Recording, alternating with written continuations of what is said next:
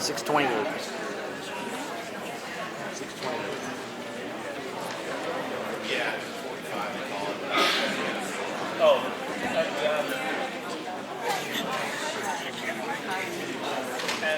and congratulations on being me yet again. I actually said, By how many? it was like 10 or 15.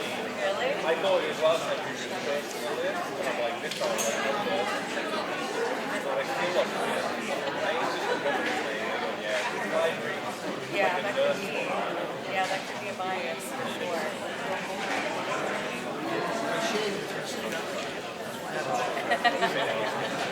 I think it's Never turns up here. Yeah. no. Maybe that's why.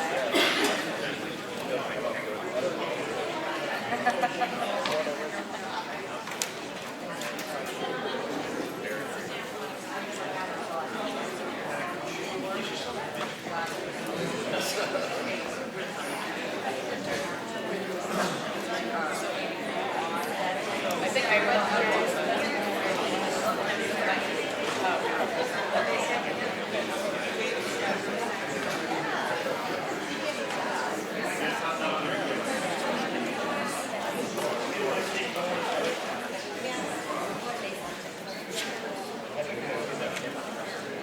Yeah, we do. It's just our issues, honestly.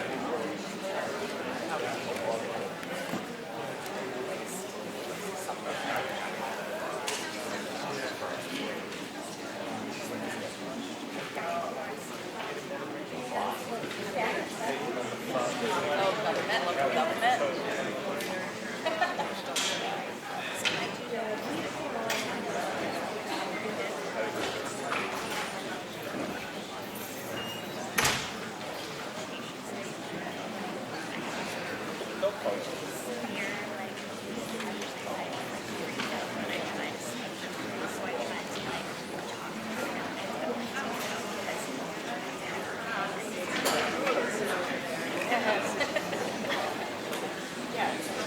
That's a good one.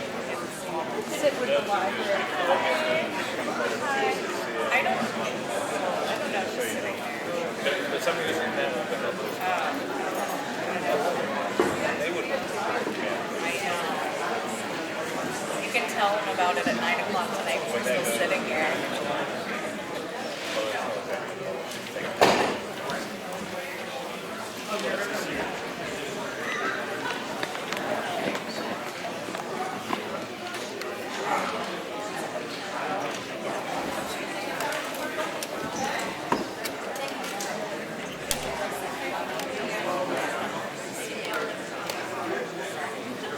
Right.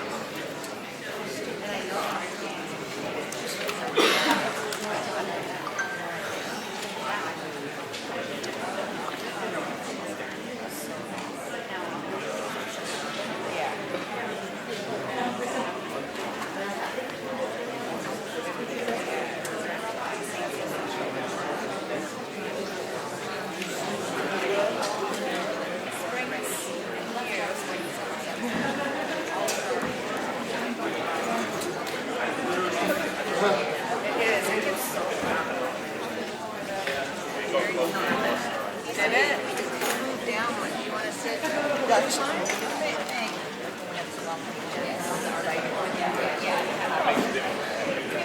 That just happened to be there, I know.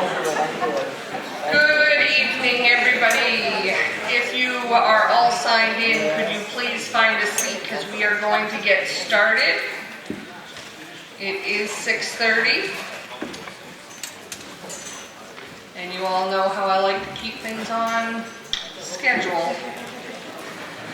So while we go over our beginnings, we'll check in people in the back. Please note that there is A to K and L through Z and be in the appropriate lines. There are plenty of seats up front, so if anybody's looking for a seat, we'd love to have you join us down here. If you have your cell phone with you, please make sure it is on vibrate or silenced. Where's Mr. Babson? I want to make sure his is on silent. Oh. He's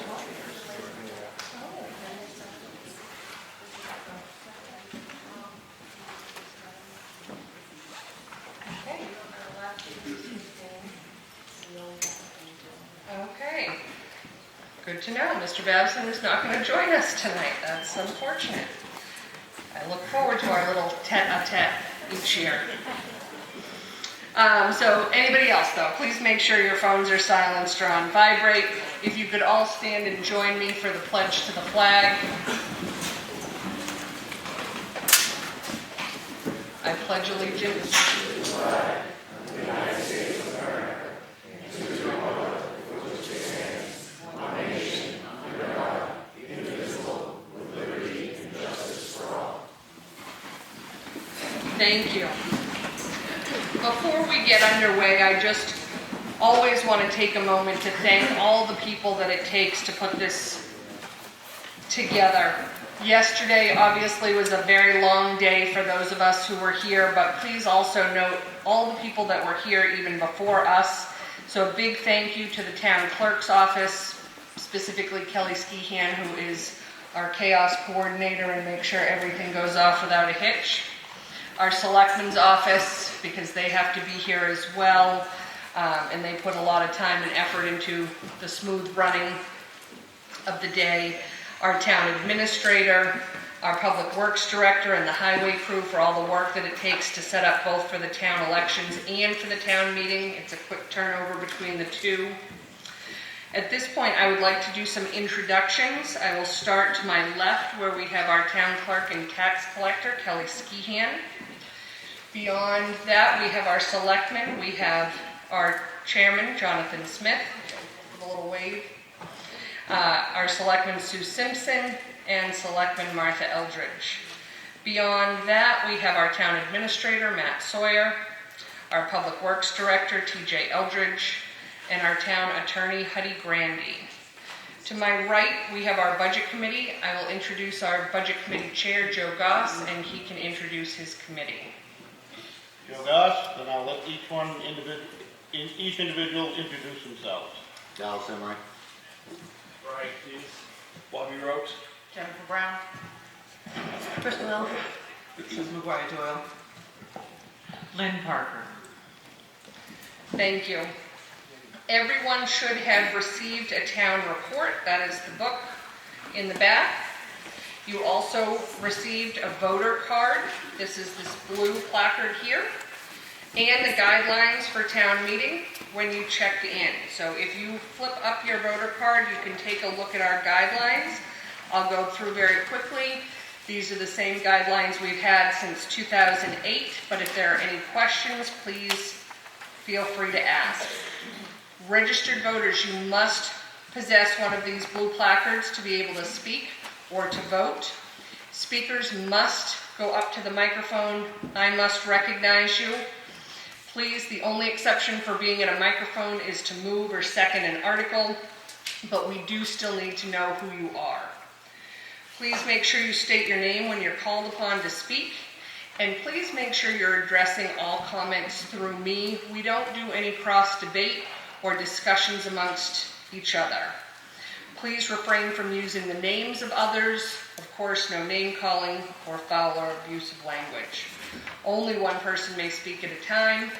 Please, the side conversations in the audience sometimes are distracting, so please make sure we refrain from that as well. To address an article, it must first be read by the moderator, moved and then seconded. Then we open it up for discussion. Typically, the person who makes the motion has first dibs on speaking on it, but we will get to everybody. The selectmen and the budget committee members will all be offered an opportunity to speak on any of the issue, whether or not it is recommended. To call the question is a motion to cease debate. That is required to have a 2/3 majority. Voting cards must be displayed for all votes unless I direct otherwise. A secret ballot can be requested on any article. The procedure for that is here, but honestly, if anybody is uncomfortable with any particular item and wants a secret ballot, say so. I want to make sure I honor that. And then the procedure is there. Of course, I am your moderator and your sole authority. You can always take your chances and try and overturn me. That might be making history. So Are there any questions on the guidelines for town meeting? All right. Before we get on to the results, is there anyone, so the only people who can speak and vote are registered voters, unless they are recognized ahead of time. Are there any non-residents who are wishing to speak on any of our articles tonight? Please raise your hand. All right, can those of you who are, stand up, come to the microphone, state your name and what article you're wishing to speak on. Andrea Picard, Town of Ossipee Finance Director. Anything that I might need to speak on. Okay, Doris Roy, the Freedom Food Pantry questions. thank you. Hi, I'm Jenny Spofford. I'm speaking on behalf of the Ossipee Public Library as the library director. So Okay. Article 31. Okay, Hi, Stuart Ormsby, here on behalf of the town to address any questions related to Article 36, the community choice aggregation. okay, Justin Chafee, I'm the Parks and Rec Director. Anything related to recreation or Article 32 as well. thank you. Are there any objections to any of these non-residents speaking on any of these listed articles? Seeing none, we will move on. Oh, sorry, I do this every year, yes. Anybody object to TJ or Matt? They have a lot of information, so. And the town attorney, please don't do that. We need her. All right, moving on. So I am going to read the results from yesterday's voting. We will start with the Governor Wentworth Regional School District. For the office of school board member at large for 3 years, Mary Schilleriff received 1,899 votes, and Wesley Smallage received 1,243 votes. For the school board member in New Durham, Elizabeth Scheckler received 2,453 votes. She was unopposed. For the school board member for Tufton Borough, Guy Pike received 1,583 votes. Jack Widmer received 1,432 votes. For school district moderator, Caitlin Murphy received 2,590 votes. She was unopposed. For Article 2, the operating budget for Governor Wentworth, there were 1,956 yes votes and 1,592 no votes. Article 3 was 2,356 yes votes, 1,199 no votes. For Article 4, 1,922 yes votes, 1,606 no votes. For Article 5, 2,362 yes votes, 1,201 no votes. And the final article for Governor Wentworth, 2,087 yes votes, 1,478 no votes. So all of the warrant articles for the school district passed. Does anybody need me to read any of those again? All right. Moving on to the elections yesterday for the town. For the selectmen 3-year term, Susan McGuire Doyle received 165 votes, J. Scott Murphy 55 votes, Jonathan Smith 345 votes, Roy Barron 51 votes. For the office of selectman 2-year term, Joe Deegan 131 votes, Dallas Emery 62 votes, Brian Keyes 421 votes. For moderator, I received 518 votes. I was unopposed. Again. Treasurer Karen Deegan received 492 votes. For trustee of the trust funds, Connie Billings received 220 votes. Tracy Fernandez, 217 votes.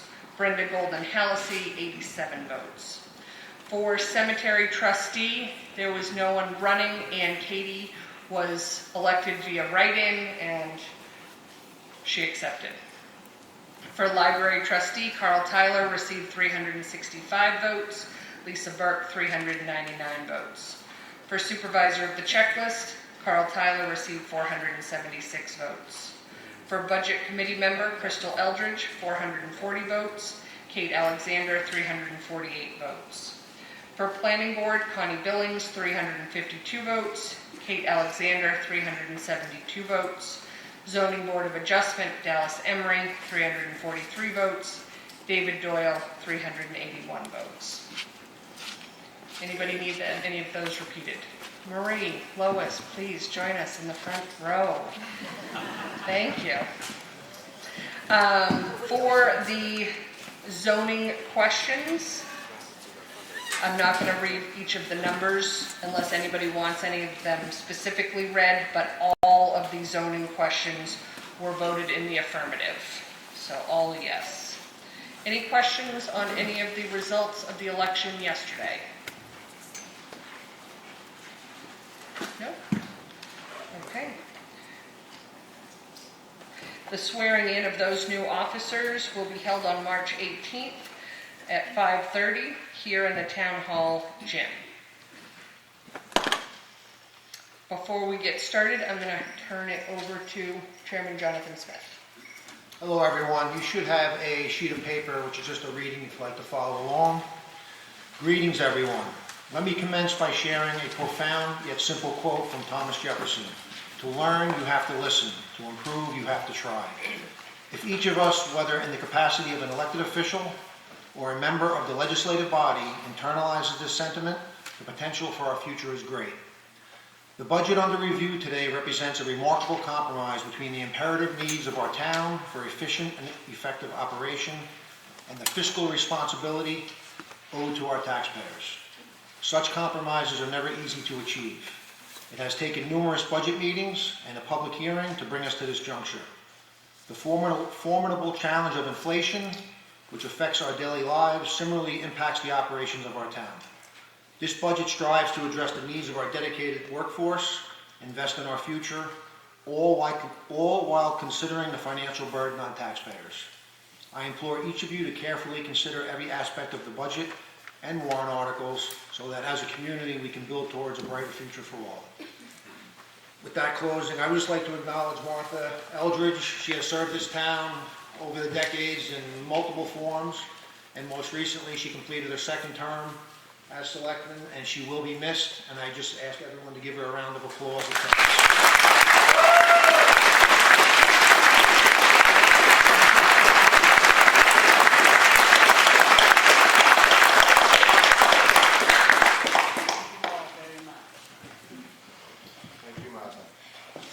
Most of it was fun.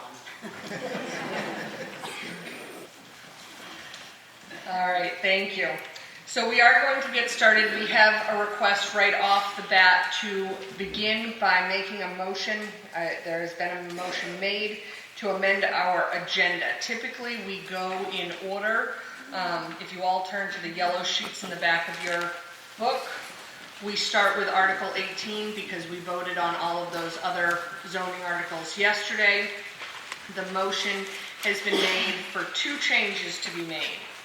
To move Article 40 to the very beginning. So we would start with that. And the second part of the motion is to move Article 41 up above 35. So we would do 40, then 18, all the way down, do 34, then 41, 35, and then finish. Mr. Pastel is making the motion. Is there a second? Thank you. Mr. Pastel, would you like to speak to your motion? I feel that the first item, Article 40, the voting machine discussion, is kind of great interest to people on both sides of that question, and I just submit it as a suggestion so that we can discuss this while we're fresh, not weary.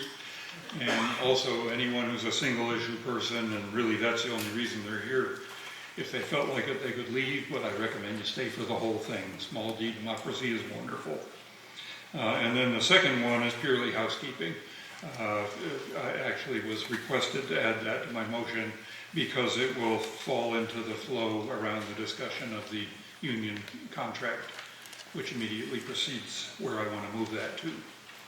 Perfect. Are there any questions for Mr. Pastel about this motion? Anyone else wishing to speak on this motion? Yes. Good evening, everyone. My name is Robert Bowie. I'm a family man that lives in Center Ossipee for 25 years. I've raised 3 children, 5 grandchildren. I'm very passionate about our election integrity because I realize that whatever we do or don't do today will have long-term effects on my family.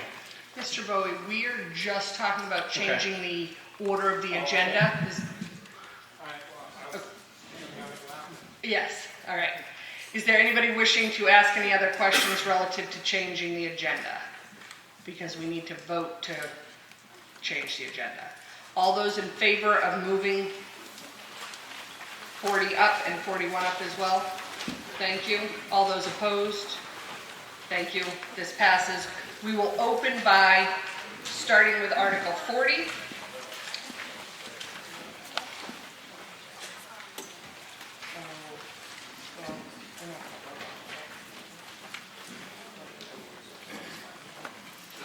All right, so,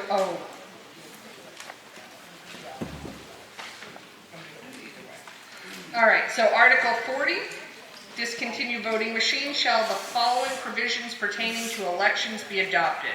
All voting shall be by paper ballot, and all ballots shall be hand counted only, rather than by the use of optical scanning or any other types of programmable electronic counting devices. This shall constitute return to hand counting ballots and the immediate discontinuance of all electronic voting machines and electronic devices authorized for use by trial in RSA 656:40, and this has been submitted by petition. Is there a motion on Article 40? I'll make the motion. Thank you. Is there a second? Thank you, Dallas. All right, so this is the discussion on the floor. If you would like to speak, please come to the microphone, state your name, and speak. Thank you. Good evening again, everyone. My name is Robert Bowie. I've been living in Center Ossipee now for 25 years. I raised 3 children here, 5 grandchildren. And I'm very passionate about our election integrity because I realize whatever we do or don't do today will have long-term effects on my family and yours. It will be up to them to fix the things that I broke on my watch. I'm here to ask you to remove the voting machines in Ossipee. Election transparency is a right given to all Democrats, Republicans, and Independents. Election integrity is not a party thing. It's all of us thing. I get it. Automation, convenience are nice, but at what cost? Convenience and speed have unintended consequences. We've all heard of voting machine issues. The documentary called Hacking Democracy demonstrated that the memory card's ability to be programmed can be manipulated without a voter's knowledge. What I have come to understand is that no matter what voting machine is used, they're not transparent. They are a black box to the voters. We will never know if the machines are compromised in any way. No one, not one single person in our town, can know what is programmed on our machines on the very day of our election. This isn't a slam to our town officials. It's the simple truth. We all know that hacking is a reality in our everyday life. We see it happen daily. Some of the most sophisticated companies in the world. And because of this, we cannot trade convenience for the very reality that bad actors can and will manipulate our elections if we allow it. To protect ourselves and our children's futures, voting machines must go. We can return to transparent hand-counted ballots, elections, because it's important for our voters and our candidates. After experiencing issues in Windham, New Hampshire, Lincoln, Germany, France, UK, Spain, Netherlands, Argentina, many other nations have all abandoned the machines and gone back to hand counting.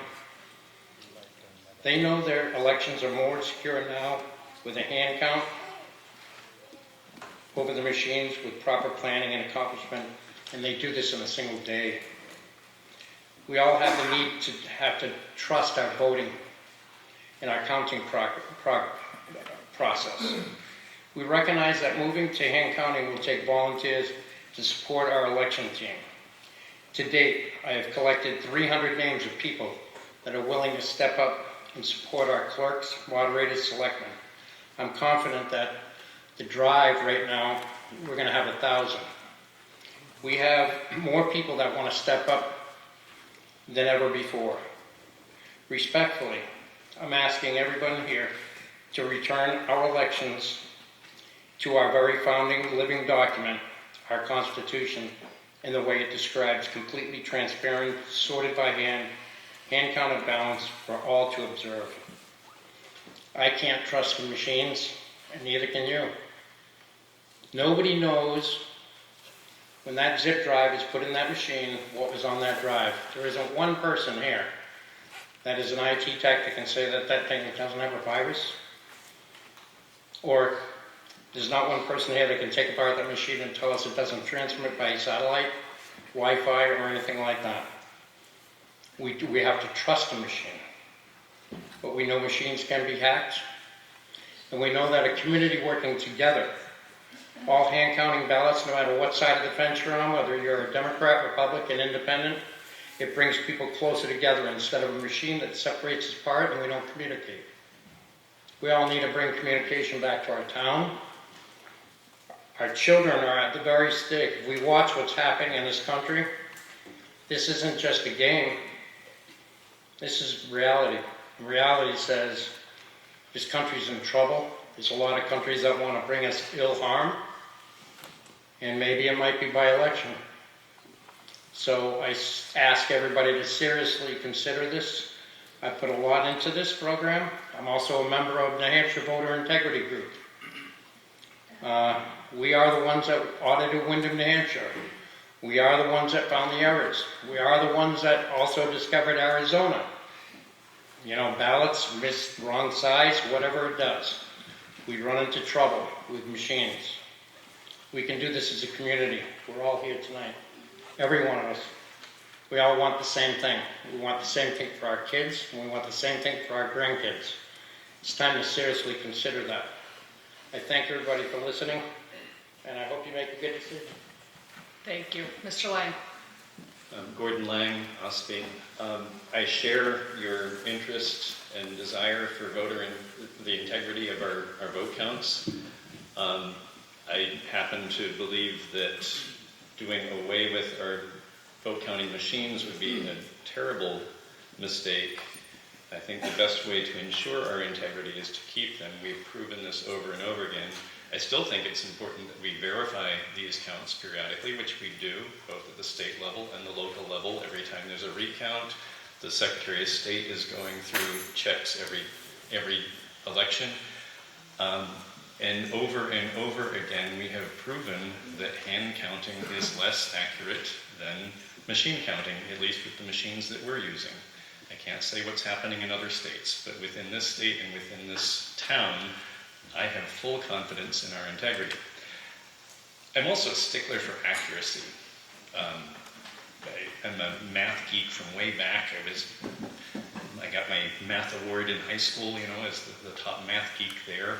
Right now, my current job requires me to do hand counting every week. I'm doing med counts for the home where I work. And I can't get through 100 pill count without making mistakes week after week. Hand counting is prone to error.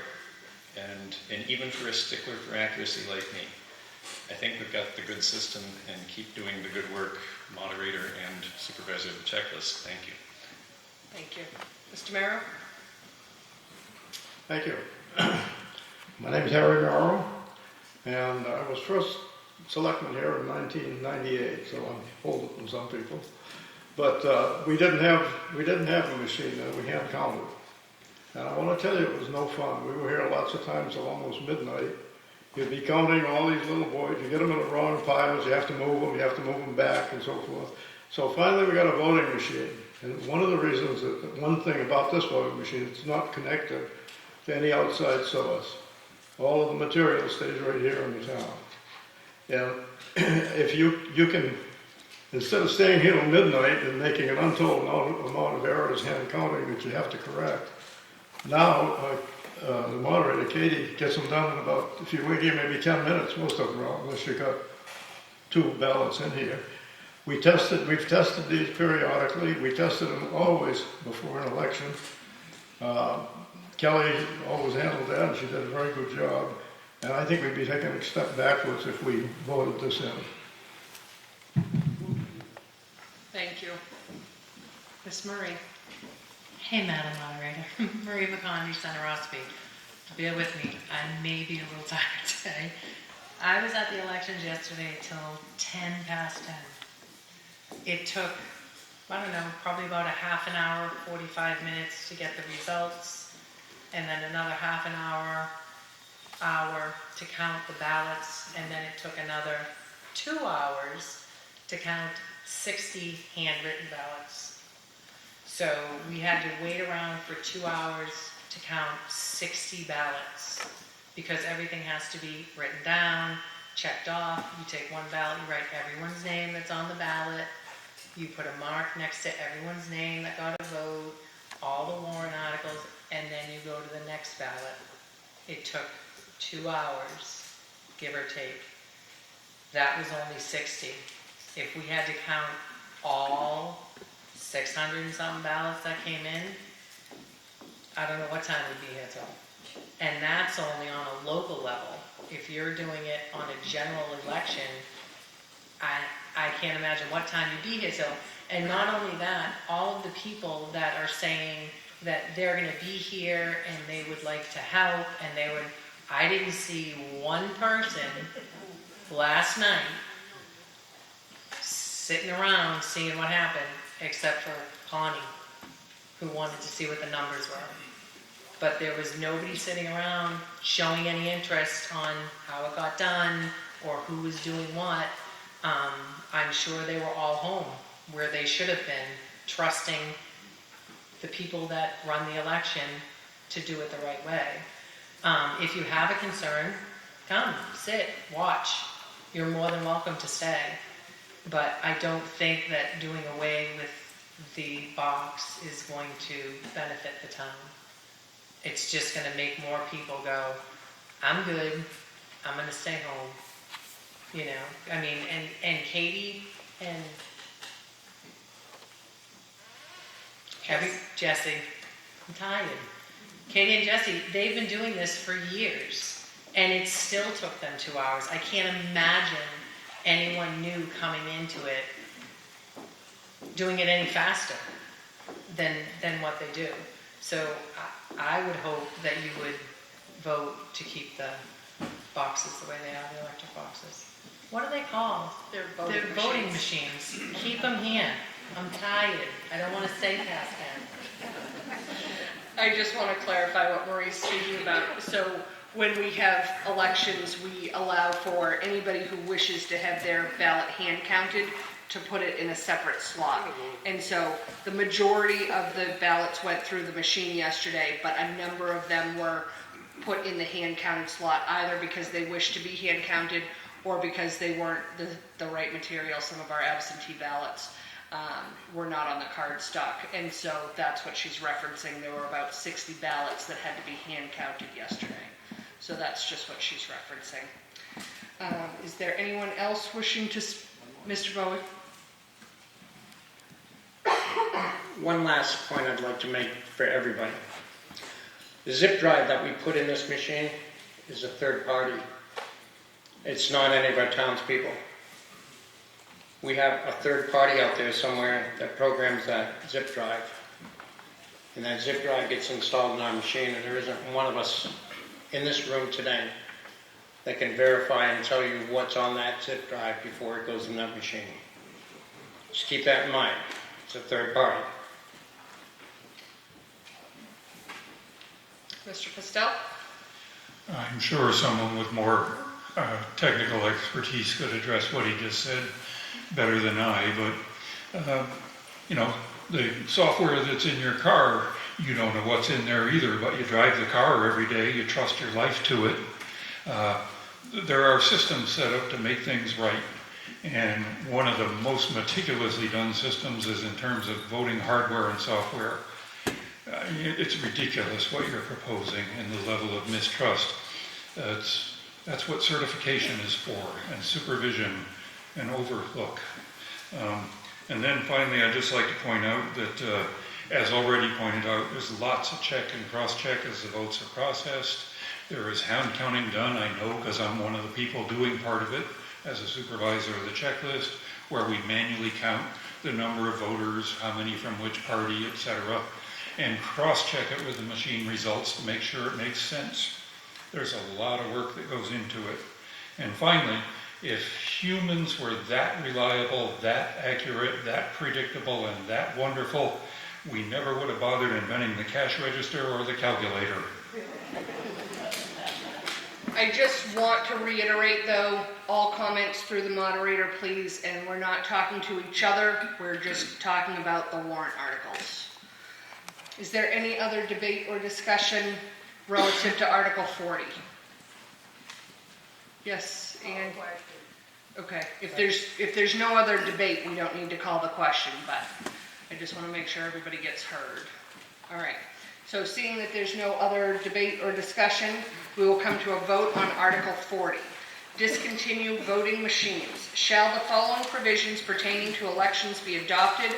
All voting shall be by paper ballot, and all ballots shall be hand counted only, rather than by use of optical scanning or any other types of programmable electronic counting devices. This shall constitute a return to hand counting ballots and the immediate discontinuance of all electronic voting machines and electronic devices authorized for use by trial and RSA 656:40, submitted by petition. All those in favor of this warrant article, please raise your placards. All those opposed? Thank you. I apologize. We are going to revote. This was requested as secret ballot. And so if anybody felt uncomfortable, we are going to revote because we were requested to do a secret ballot. So on your placards, I apologize, there are numbered yes and no votes. Don't do it based on the warrant article. This is the first secret ballot, so you will use yes and no 1. So please tear those off. Our ballot clerks will come together and they will come and collect your yes, no votes. I apologize for...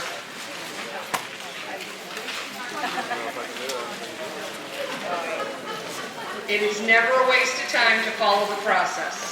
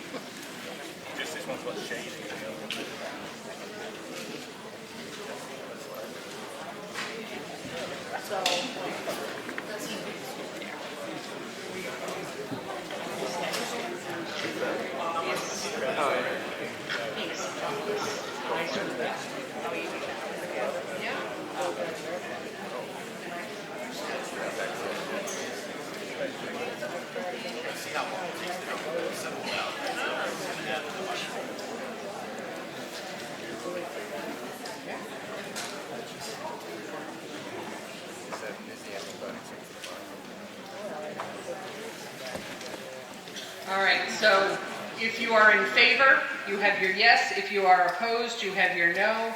And our ballot clerks are demonstrating that their boxes are empty. All right, if you guys could go through and collect the votes, please.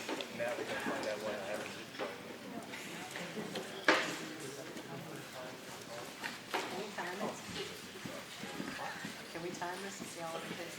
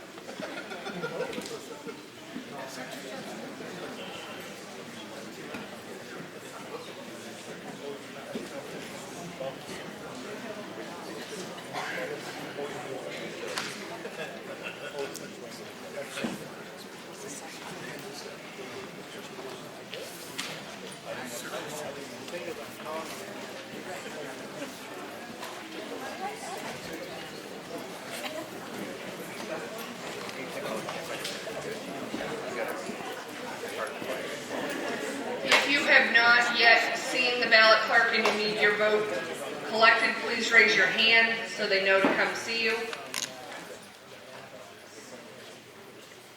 You guys have to be checked in to have voting cards.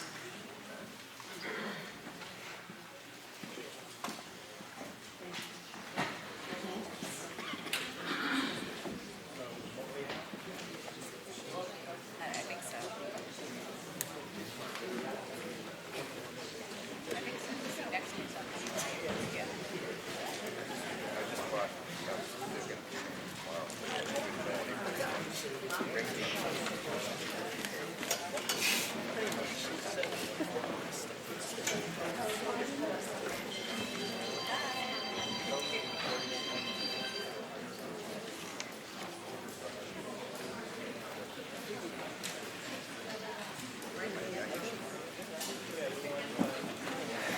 All right, last call for any votes. Anybody else not had their vote collected, raise your hand.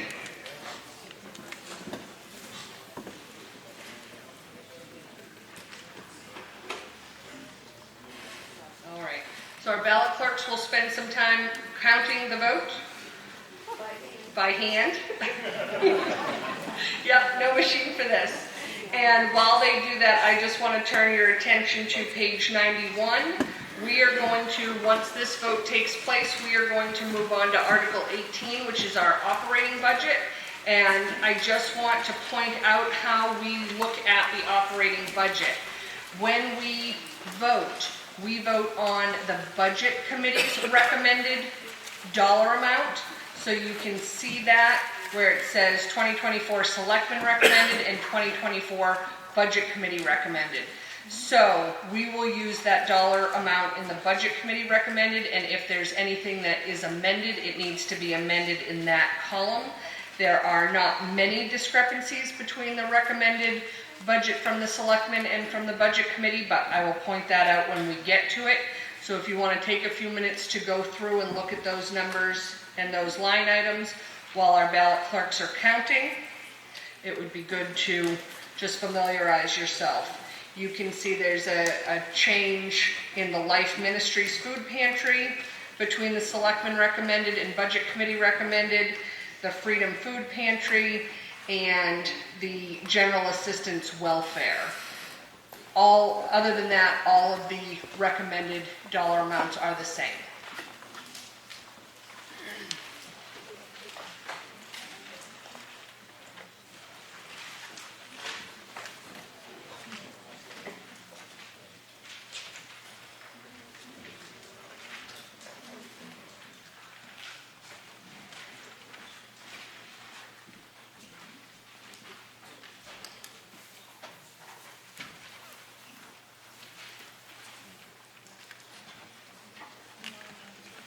This is about the time in the evening where I have to break out the glasses.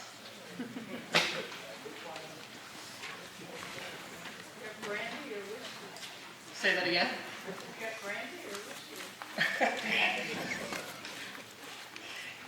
It's a school night, Cheryl. Come on now.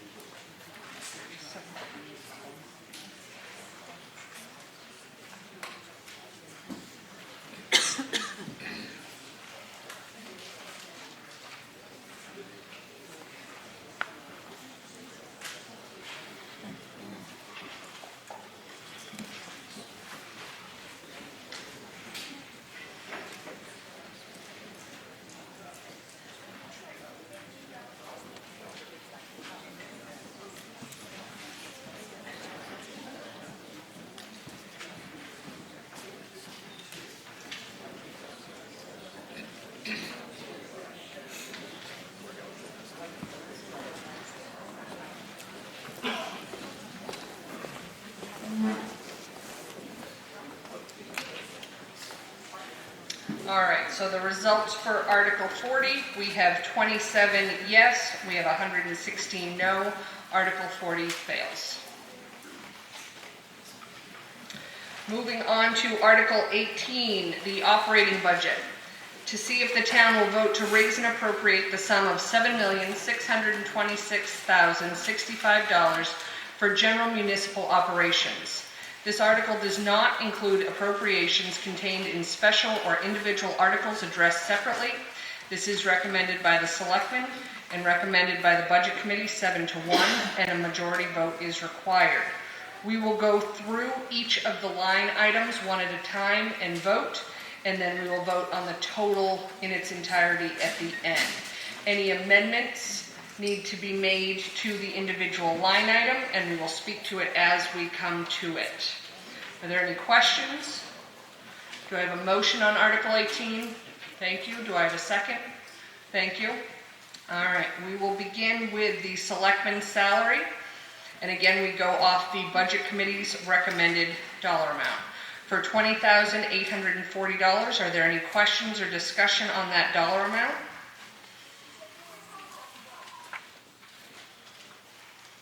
Moving on. All those in favor?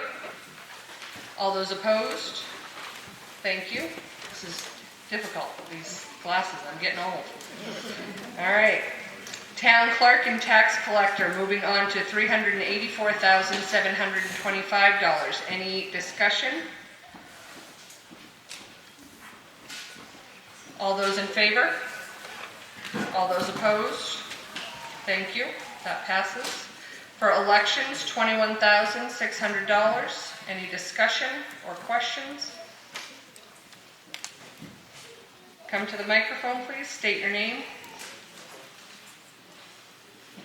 Jeannie Millwood, and it was $6,750.23, and it has taken a huge jump to $21,600. Why such a big difference? The reason for the increase is because we have more elections this year. It goes by the number of elections. Thank you. The years with primaries and general elections at the national level increase our budget a lot. Any other further questions or discussion? Yes, Mr. Bowie.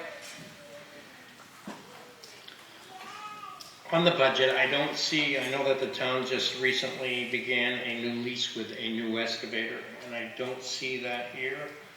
And I also don't see any of the long-term maintenance fees along with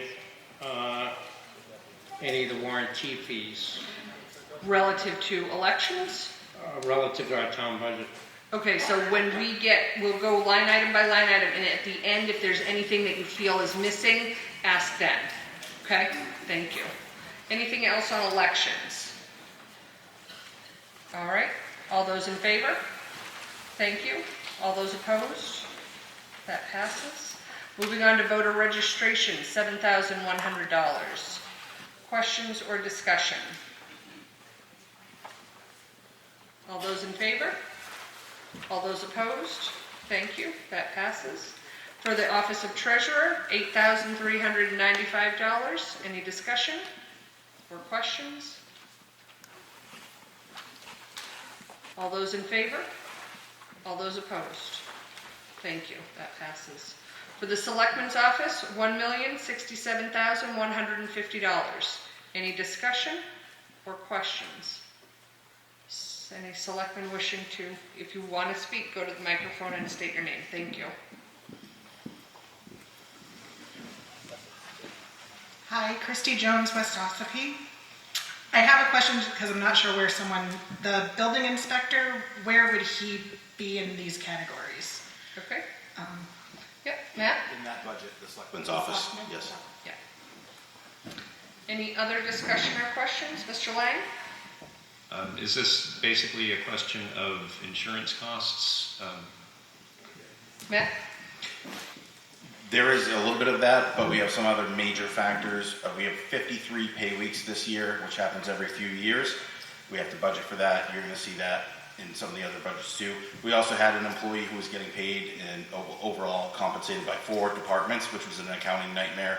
We made the decision this year to streamline it under the Selectman's office. You'll see some reductions later on that will offset that. We do have some increase on controllables for antivirus software and our Microsoft licenses. The cost of those are up. We also have a new assessing contract with a new assessor, which the cost is a little bit higher on, but I think we're going to be better suited with. Thank you. Mr. Bowie, did you have a question about this? I was just wondering if all the selectmen and those payrolls are all lumped under one number, and why are they not separated like they used to be? Okay. Jonathan? Sure. Can you rephrase your question, please? Well, I think a lot of questions is that people in the town would like to know what salaries are that they're paying out instead of one lump sum and a payroll. Sure. So salaries are never broken down in the town report. That's done through the budget process. There is not room to lay out what every employee makes within the operating budget in this format that you see. If you want to know salaries, you can come to us the next business day and you can get that information. Any other questions or discussion? All right, all those in favor? All those opposed? Thank you.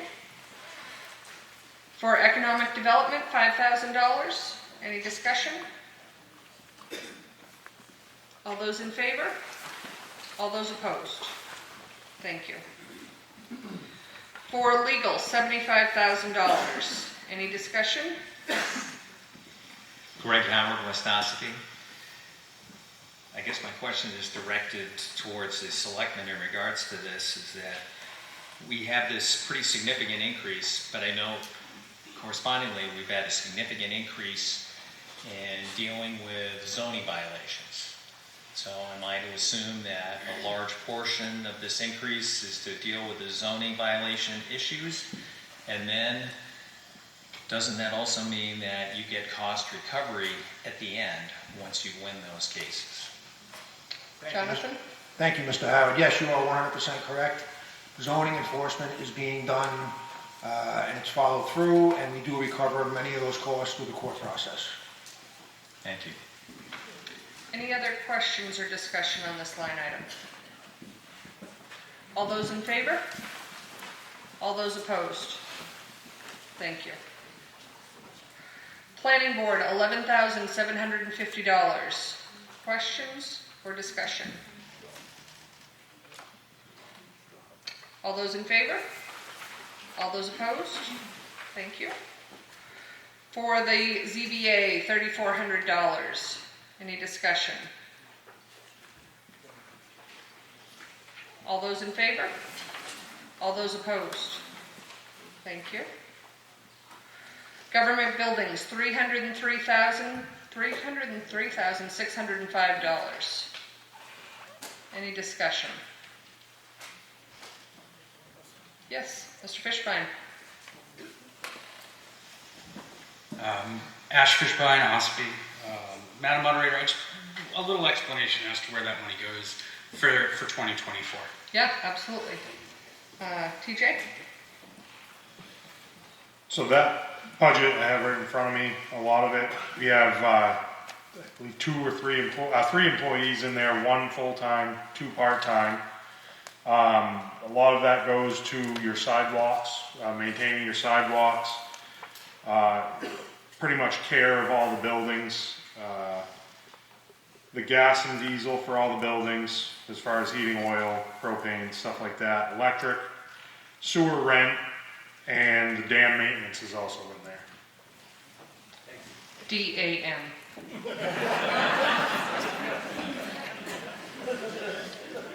Any discussion, any further discussion? Government buildings?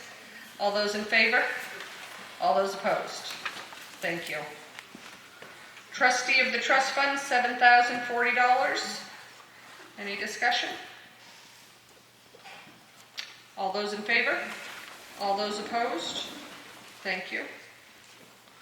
For cemeteries, $58,550. Discussion or questions? All those in favor? All those opposed? Thank you. For insurance, $162,000. Any discussion or questions? All those in favor? All those opposed? Thank you. For the police department, $1,396,200. Any discussion on that? All those in favor? All those opposed? Thank you. For police special duty, $25,000. Any discussion? All those in favor? All those opposed? Thank you. For the dog officer, $14,450. Any discussion? All those in favor? All those opposed? Thank you. For the fire warden, $22,070. Any discussion? All those in favor? All those opposed? Thank you. For the highway, $1,483,850. Mr. Howard. I'd like to direct my question to TJ. Mr. Eldridge, which roads are going to be targeted for either maintenance or upgrade this coming year? Are you talking just about pavement or upgrades total? Upgrades total, because I'm assuming that with the severity of some of these storms, that some of the roads took a pretty good hit, and you've got to try to do some. Yeah. So our main focus was, and Neil redid Foggs Ridge Road. We had a lot we had to put back into the same state. As far as FEMA funds go, if you go anything above and beyond what the road was actually at its original state, you have to go through mitigation, which is a long process. The ones that we are going to be targeting are granite, which is in the first hill going up there, which we took it pretty hard through those storms. We have some stuff right in Moultonville, Duncan Lake Road. There's several roads that we're all going to try to upgrade, but we are going to, on pretty much all the roads, do more ditching, because we do have the new excavator. We can do bigger ditches, wider ditches, and all the ones that Neil has done so far. If you look at County Farm Road, like I said, Foggs Ridge Road, John Hodgson Road, they've all been widened out, wider. Circuit Road, that's one that we're going to focus on the top part is Circuit Road. But everything's going to see an improvement next year because we're going to have that machine for the whole time and not going to be renting one. So Pavement? Pavement's going to be Granite Road, and with the budget that we have for pavement, as much as the cost has gone up on pavement, we don't get a lot done because it's very expensive to have done. Thank you. Any other questions relative to the highway dollar amount? All those in favor? All those opposed? Thank you. For the transfer station, $602,035. Any discussion? All those in favor? All those opposed? Thank you. Moving on to outside agencies, starting with OCC Elderly Nutrition for $35,000. Any discussion? All those in favor? All those opposed? Thank you. For OCC Daycare, $7,000. Any discussion? All those in favor? All those opposed? Thank you. For Granite VNA and Hospice, $14,000. Any discussion? Yes. Neely DeRoches. Could you just explain what that's for? The VNA and hospice, because usually a person's insurance covers that. So what is being covered here? Who wants to address that? We're going to dig out, we have the outside agency back. Okay, give us 1 minute.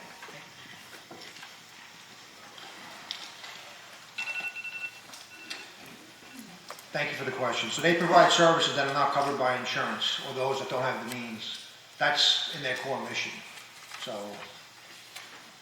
The VNA agency? Correct. So then what is the town paying for? get into the detail. I can't remember every one of these, so I'll have to find how many clients they serve. They serve, let's see here.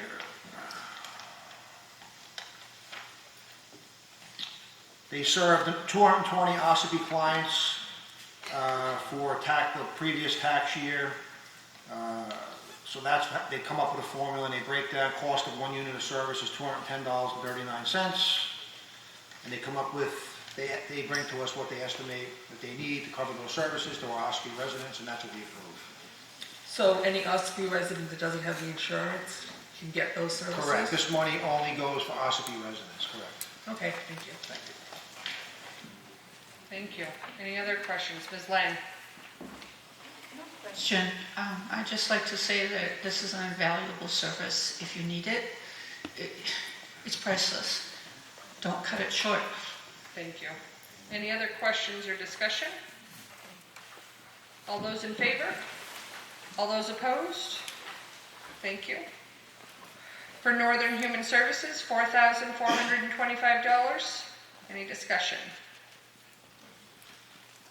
All those in favor? All those opposed? Thank you. For Tri-County CAP, $9,837. Any discussion? All those in favor? All those opposed? Thank you. Moving on to the Life Ministries Food Pantry, the Budget Committee recommended $8,000. Any discussion? All those in favor? All those opposed? Thank you. For White Mountain Community Health, $4,780. Any discussion? All those in favor? All those opposed? Thank you. Ossipee Children's Fund, $22,000. Any discussion? Andy, just go to the microphone and I'll call on you. Yes, Mr. Could Rogers. you just explain what that is for, what it covers? Ossipee Children's Fund? Who wants to take that? Jonathan? Anybody here from the organization? Do we have anybody from the organization? I'll look at the package here, sure. Okay. So they provide, I'll just go through certain details. So their purpose for the funds that were requested are to present awards for children to provide essential childcare, recreation, enrichment, educational services. It's to direct support of low-income Ossipee families. They are a nonprofit. Let me go on. They served, let's see here, 254 clients and 275 in the previous year.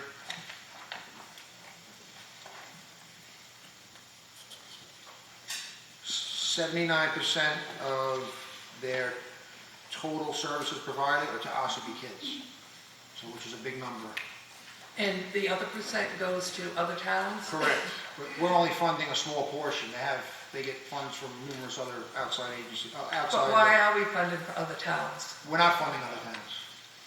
Well, the summer program, is that limited to Ossipee children?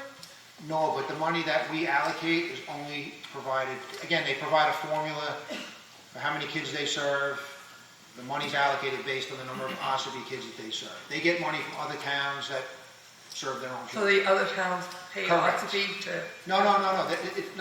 It's a separate outside agency. This is not part of Ossipee, this is an outside agency. They're a registered nonprofit. They're a registered nonprofit. So we're paying the nonprofit for them to provide... Correct. And this just covers Ossipee? Correct. Not other agencies? Okay. We're not paying for other children from other towns, correct. Okay, because I talked to someone who said that their children went to the summer program and they're not from Ossipee. But they do, correct, they do get funding from other areas. We only fund what's adequate for Ossipee children. Okay, thank you. Thank you. And just also to clarify, the Ossipee Children's Fund is not the summer program. It's separate. All right. Any other discussion on Ossipee Children's Fund? All those in favor? All those opposed? Thank you. Starting point, $9,987. Any discussion? All those in favor? All those opposed? Thank you. For the Ossipee Historical Society, $4,000. Any discussion? All those in favor? All those opposed? For Kingswood Youth Center, $5,000. Any discussion there? All those in favor? All those opposed? Thank you. For Caregivers of Southern Carroll County, $2,500. Any discussion? All those in favor? All those opposed? Thank you. For the Freedom Food Pantry, $8,000. Any discussion? Sam, are you coming up to speak? Okay.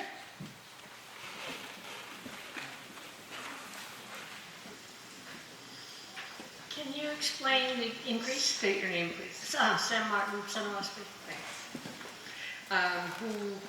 Joe, do you want to take that on? Yep. Okay. In the budget process, the food pantries came in fairly early in the season, and we were showed the number of Ossipee people that were being provided food from the Life Ministry Food Pantry and Freedom Food Pantry. Then we also got the numbers again toward the end of the year. From September to December, they almost doubled over what they had projected. Okay. So we felt that there was a very necessary need to serve for food for the people, people that needing the food in the town of Ossipee. So we gave the money $2,000 more to both food pantries, of which we took $4,000 away from the welfare budget because historically they raised between $35,000 and $40,000 over the last 10 years each year, but only have spent between $9,000 and $15,000 per year. So the rest of those funds went back into the general fund. Should have gone back to the taxpayers. It does not all go back to the taxpayers. It goes into the unreserved fund balance and is used for other purposes. So it is not directly returned to the taxpayer. So we decided to divert $4,000 of unused funds that were not being used under welfare to turn around and give each of the food pantries $2,000 more to help feed the needy in the town of Ossipee. So I have a question about that $2,000. Is that $2,000 strictly for Ossipee citizens? That extra if we guarantee that that's not going to be... It is bulked with the $6,000 that we already give to each of the food pantries to provide this service to the town's residences. Right, but you've increased that amount. What I'm asking is that increased amount dedicated strictly to Ossipee citizens? Have they told you? No, we did not designate that the $2,000 goes directly to Ossipee people, but by numbers wise of the people that they serve, yes, it's going to the town of Ossepee's people. Okay, so it actually is not. It's going to, that $2,000 will be distributed amongst 26 different towns. Take it however you want it now. Whoa. I'm going to go put it to you that way. We went through this discussion at the budget hearing, and I'm not going through it again tonight. That's your prerogative, sir, but that actually, that $2,000 of Ossepee's taxpayer money will be distributed amongst 26 towns. Yes, Ms. Gagnon. Two things, maybe three. First of all, thank you for doing that, for supporting the food pantries, because people can't afford food right now. And then the way the nonprofits work is they look at the number of people they serve in the towns, and then they go to those towns with those numbers. So when they come and they're asking for a certain number for Ossipee, that's because that's the number of people they serve. And then they'll go to another town and tell them their numbers and get numbers that way. So just to clarify. But I have a question. So if you're taking money out of the welfare department, isn't that by law you have to have a certain number? No, that number, whatever the town has to spend under that line item, they have to spend, whether it's $1 or whether it's $100,000. No matter what you put in there for a figure, It makes no difference. The town has to spend, under state law, they have to spend whatever is necessary. So if it was over, If it goes Good. over, it's gonna come out of somebody else's line item. thank you. Did somebody have their hand up? Mr. Oakes? I just want to clarify, what 26 towns do we serve? I mean, from Freedom, New Hampshire, 26 towns puts you way over to Bridgeton. I don't understand. Okay. That's my question, what 26 towns Okay. are we Freedom Food Pantry supposedly serving? Okay, maybe we can get a list for you later. Yeah. Okay. Thanks. Mr. Howard? I'd like to support what the Budget Committee has done here in providing support to our residents. When I moved here in 1987, it became readily apparent as I've gone to every single town meeting since then, is that the town of Ossipee takes pride in taking care of its own. And I'm very happy to see this and will most heartily support this. Thank you. Ms. McConaty? Marie McConaughey, Center Ossipee. I'm not opposed to the food pantries. I think they do a great service for our communities. My problem is taking the money away from the welfare department to put it into the food pantries. If you want to give the food pantries $8,000, $10,000, whatever they need, I don't have a problem with that. My problem is you're taking it out of the welfare budget. I know we don't use the whole amount of the welfare budget every year, but if there is a catastrophe or something happens and we need that money and we don't have it in that budget, it's my understanding that we have to have a special town meeting to put that money back into the welfare department. I'm not. Are you finished? So I'm not sure. That's been my understanding through the years, that if the money needs to be in the welfare department on that line item, and if we need to get more money put in, then you have to raise it to put in and I could be wrong. That's just always been my understanding. I'm not against the welfare department or the food pantries. I think it's great that we raise the money and have it for our citizens. But the money that we don't spend in the welfare does go back into the Ossipee budget. Whatever you want to, you're shaking your head no, but wherever you want to go, we're not giving it to another organization. It's coming back to us from the welfare. Once we give the money away, that's gone. If we don't spend it under our budget, it comes back to the general fund or whatever you want to call it. And like I said, I'm not opposed to the food pantries. If you want to raise it, but I just don't think that we should take it from the people that may need it in the town. And we have paper up here if you want to make an amendment. Anybody else wishing to speak? Mr. Goss. Those statements were partially correct, partially wrong. The budget, that money budgeted, if it is not enough, will come out of the surplus in the town at the end of the year. It comes out of the surplus, the overall budget. The only time that they would have to call a special town meeting isn't if that line item goes over. It is only if the bottom line of the total budget of the town of Ossipee, the amount to be raised by taxation, goes over. Thank you. And historically, if you go back and check over the last 10 years, that money has been $20,000 plus turned back to the general fund. The general fund then turns around, and if they don't use it in other areas of the town budget during that particular year, meaning if they don't transfer money from the welfare department to the highway or the selectman's office or whoever, because those areas have overspent their budget line item, then that money, whatever is left over, goes into the unreserved fund balance. Okay? The town must maintain a certain amount of funds in an unreserved fund balance, according to DRA. Anything over that, basically, they can use it to fund capital improvements, They could use it to fund pretty much anything as long as it's voted on by the town of Ossipee. Okay? The reason why we did it this way didn't just raise it, because it will also raise the bottom line, the amount to be raised by taxation. By moving the funds from one line to another within the budget, we did not change the bottom line. The amount that you people are going to have to take out of your pockets and give to the town of Ossipee on your taxes. And we didn't want to raise your taxes.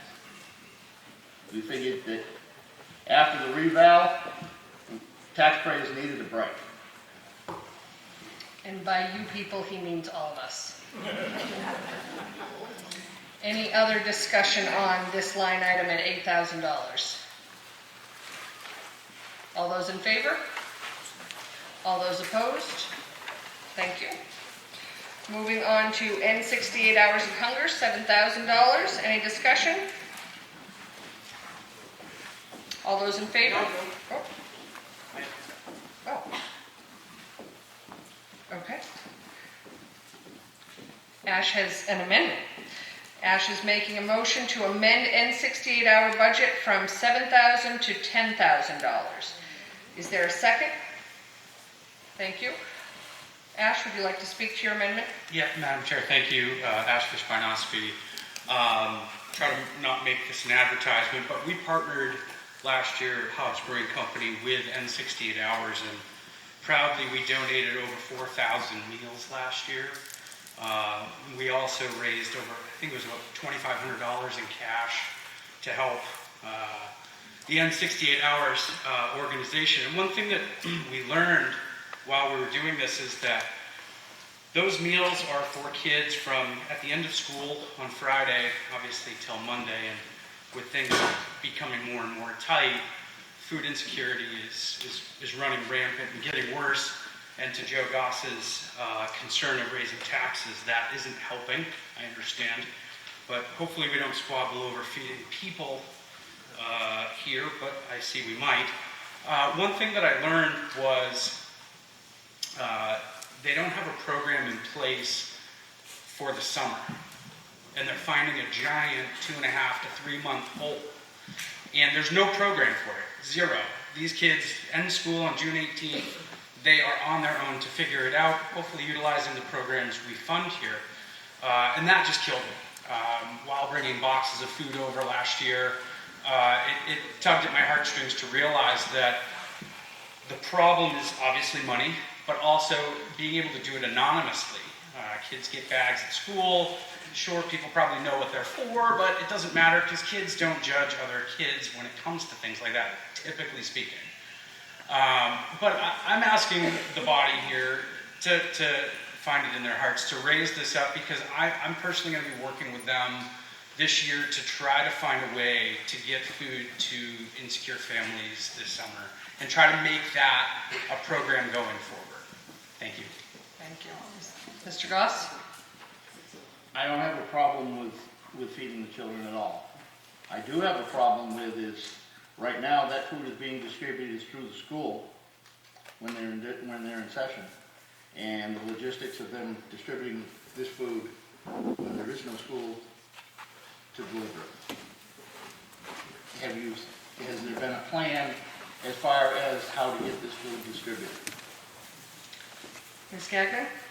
Yeah, there's a Carroll County Food Access Network who works on these very issues. So if it's a matter of we have money to feed kids, we'll find a solution. Thank you. Mr. Tyler? Carl Tyler, trustee of library. This is something we were also discussing at the library this week, seeing if there's a way we can help distribute this during the summer at the library as well. So there is people thinking about it. Thank you. Mr. Fishbein? Yeah, thank you. Great question. That is the number one problem.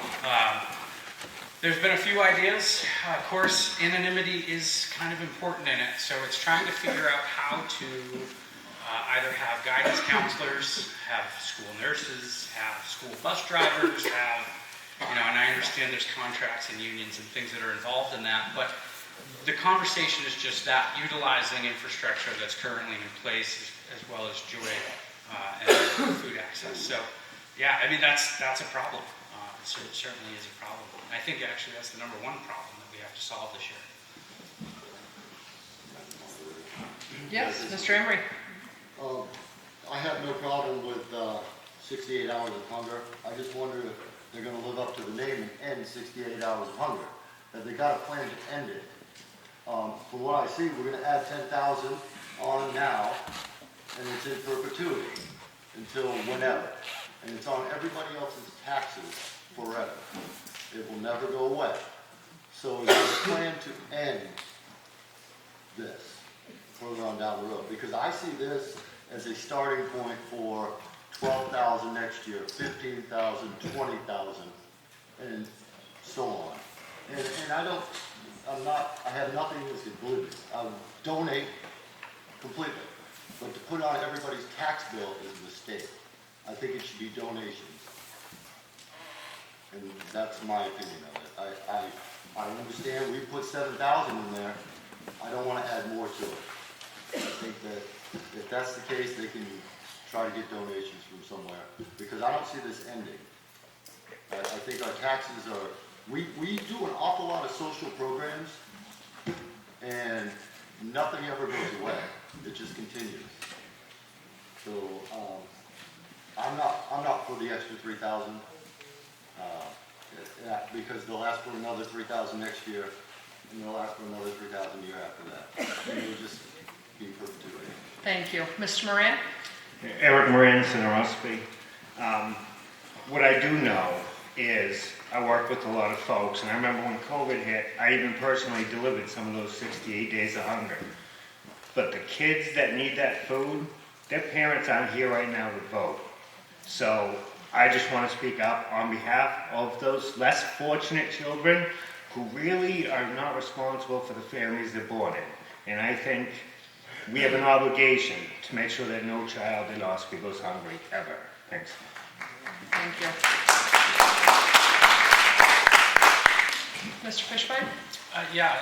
To Dallas, I obviously, appreciate your concern, and I think it's important to have the advocacy the other way. But I mean, to be quite honest, donations don't end, and oftentimes it's easy to forget. To make this happen and put it in place, I don't know, I feel like we can rest our heads at night and go, that was probably 3 G's in the right place. The majority of the people, I know this was a topic tonight, is, what child is getting it, what town they're from. The reason that we partnered with this organization and why it's so important to me is that I'm Ossipee, born and raised, proud. I hope everybody here understands how proud of this town I am.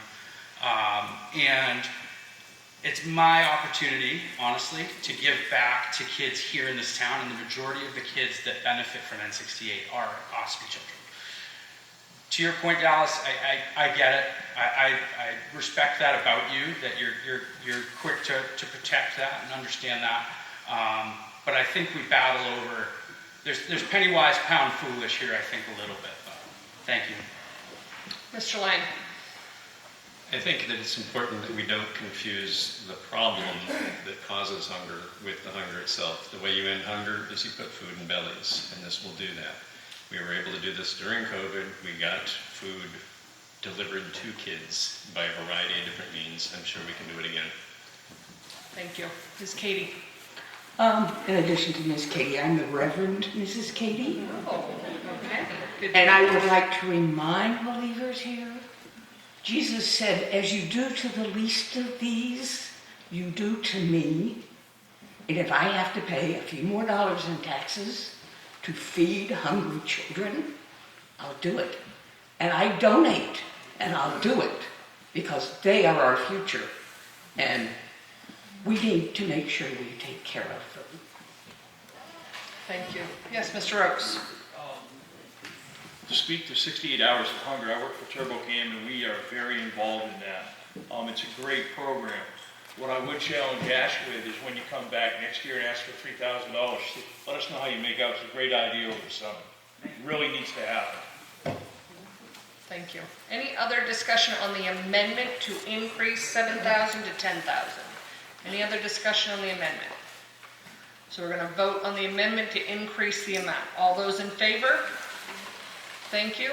All those opposed? Thank you. So this line increases to $10,000. For those of you keeping track, you can add it to your bottom line, and we'll go over that at the end. Moving on to Children Unlimited, $3,000. Any discussion? Still got to vote on Oh, that line. thank you. So now we're voting on the $10,000 line for end 68 hours of hunger. All those in favor? All those opposed? Thank you. We'll vote on it again when we do the total. Children Unlimited for $3,000. Any discussion? All those in favor? Oh, sorry, Mr. Rochus. Could you please explain what this is, What Children Unlimited is? and how it differs from the prior one, the Ossipee Children's Fund? Sure. Is there anybody who wants to discuss Children Unlimited? Jonathan, thank you. I'll just read again from the outside agency packet. Funds are requested specifically for the Family Connections Resource Center to assist with home visiting costs in Ossipee, and the request is for level funding. They served, let's see here, 68 children in the tax year. Cost of one unit of service is $273. I'll read their purpose. Children Unlimited mission is to foster and strengthen meaningful relationships that will provide a foundation for each child and each family to be happy, healthy, and engaged members of our community. The Family Resource Center mission is to promote family wellness and decrease family stress in order to prevent child abuse and neglect. Thank you. Could you explain how it differs from the Ossipee Children's Fund? Because here you're doing home visits entailing children, and I never got a clear explanation of the Children's Fund and what that covered. So I'll just add on to this organization. I'll answer that in a second. They also have the sole state contract for comprehensive family support services in Carroll County. Only one resource center in each county holds this contract, and they have it. They are one of 11 designated resource centers in the state, so this is a statewide function that they provide. And Jonathan, can I? Okay, Ms. Gagnon? Yeah. Joy. The Ossipee Children's Fund is more like a scholarship program for children, and it's available to any of the kids. And you're right, the Family Resource Center they do parenting classes they've offered here at the school to parents. They do childcare. They do services for kids with special needs and different things. What about the scholarship? Thank you. I'm not a member of the Children's Fund, Yeah. but it is, like, as a parent, I've used it. And when your kid's going to go to one of the camps or one of the programs in town, you apply for this, and they usually give you the scholarship. Right, yeah. Children's Fund does scholarships to things outside activities, and this actually provides services itself. Marie? Yeah, Marie McCondy, Center Ossipee. So Children's Unlimited, we've done foster care in the past. So when they need to do home visits, they need to have that supervised. So Children's Unlimited gives that opportunity for the parents to visit with the child. It's an outside organization. I believe it's centralized up in Conway. And they'll come down and they'll meet at OCC or the library, and they have that supervised visitation with the parent. So Children's Unlimited gives that aspect of it. And I believe it's for more younger children. So if you have a 2-year-old that has like a hearing problem, or it gives, or a speech problem, it gives them extra resources to those children in need. So this Children's Unlimited goes town to town to receive money, but it does have services here in Ossipee, because I know, like I said, through the foster care, we have utilized them. So it's not like a scholarship to go or a summer camp or anything like that. It's more of a in-home visit. It teaches parents to be parents. You know, I mean, it teaches them that the children need to be bathed every couple of times a week, and bedtime is important, and it sort of gives those kind of helping services to people that may not have the ability to figure that out on their own. Thank you. Okay. Yes. Caitlin Cook, Center Ossipee. I just want to clarify that actually Children Unlimited does services all the way up to 18. Oh, does it? Yep. Okay. And their services include speech therapy, play therapy, family therapy, occupational therapy. The list goes on and on and on. So they do a lot more than just teaching parents. They actually work a lot with the individual child all the way up to the age of 18. There's additional services at Family Unlimited? Yeah. Right. Any other discussion on Children Unlimited for $3,000? All those in favor? All those opposed? Thank you. For Green Mountain Conservation Group, $2,400. Any discussion? All those in favor? All those opposed? Thank you. We don't need to vote on a zero. Moving on to ambulance, $435,000. Is there any discussion? It's a zero, so we don't have to vote on it. It's a zero. We don't vote on it, so there's it's just a zero item. I mean, if you want to discuss it, we can. Do you want to know why? I'd like to know why. Okay. My name's Kyle Copeland, Center Okay. Ossipee. So this is zero item by selectmen and the budget committee. Who would like to speak to that?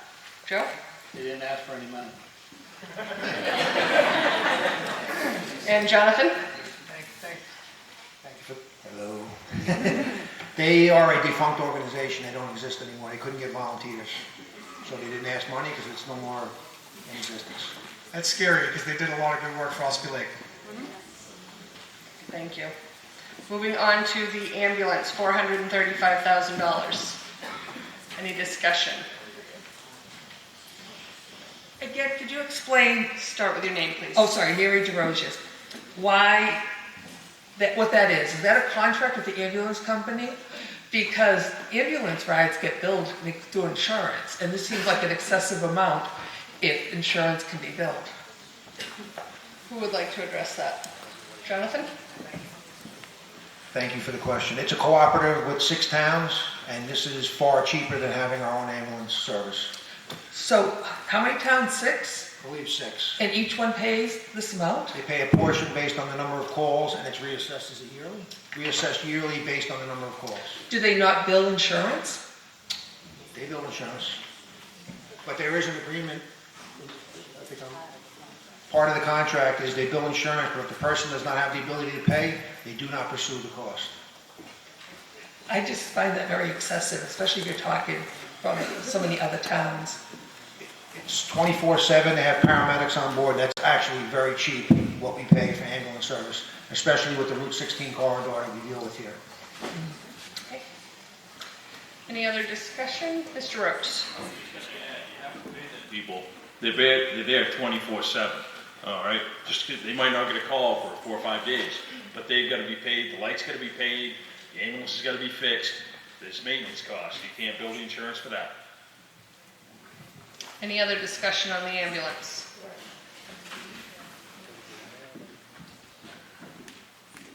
I'm just seeing.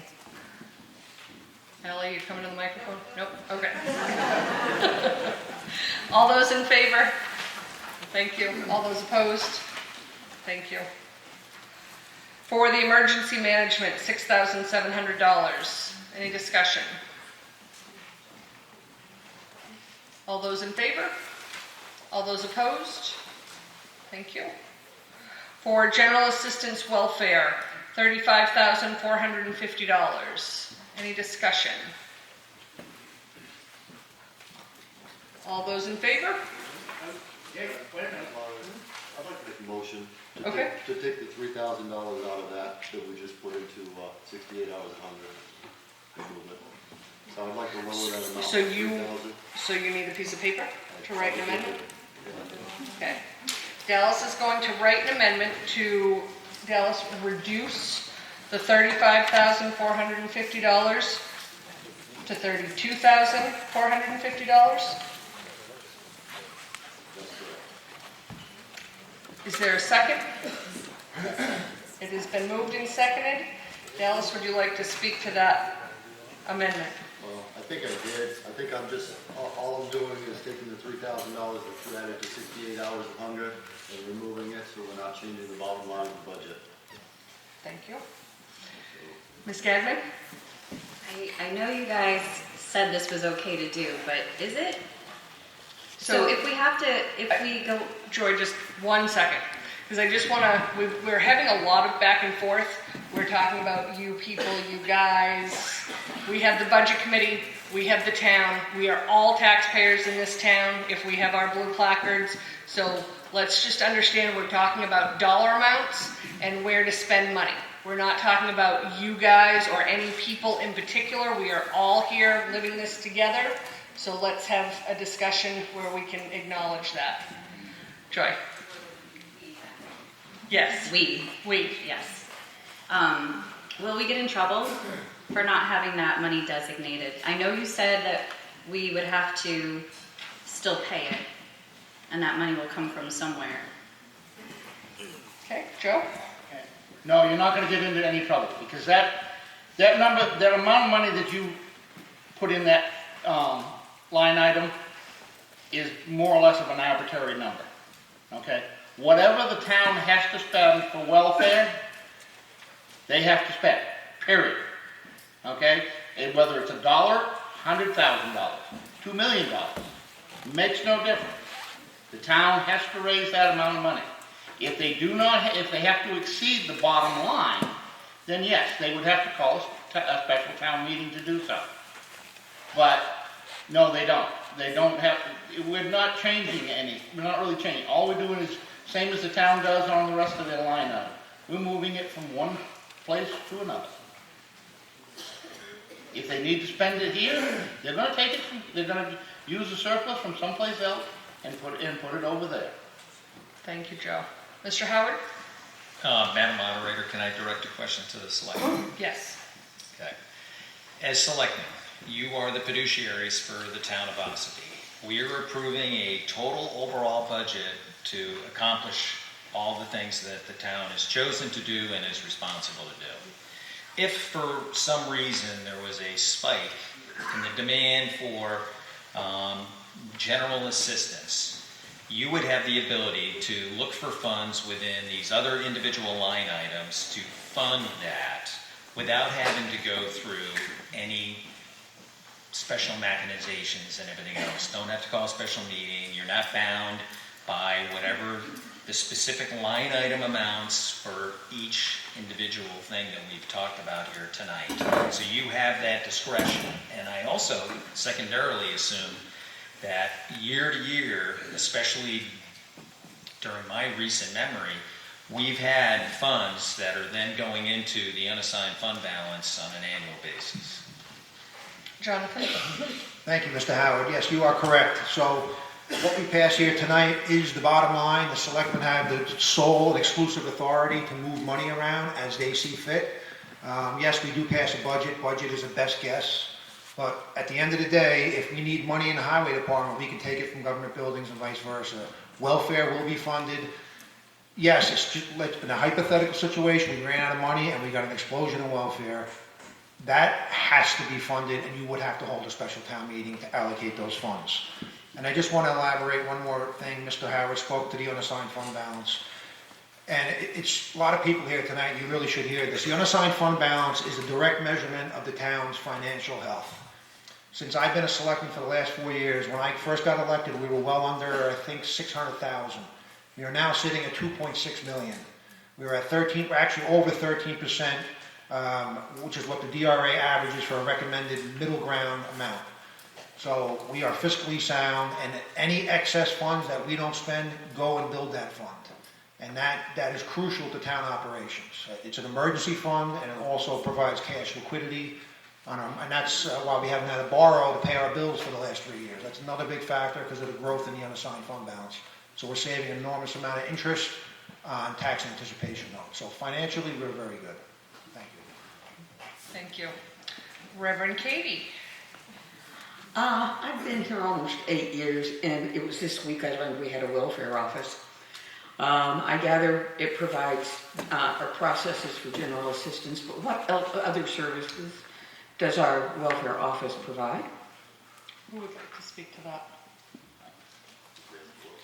Yeah, there you Is go. Sam here? Sam, do you want to answer that question? Did you hear that? Okay. She was sneaking cookies and you caught her.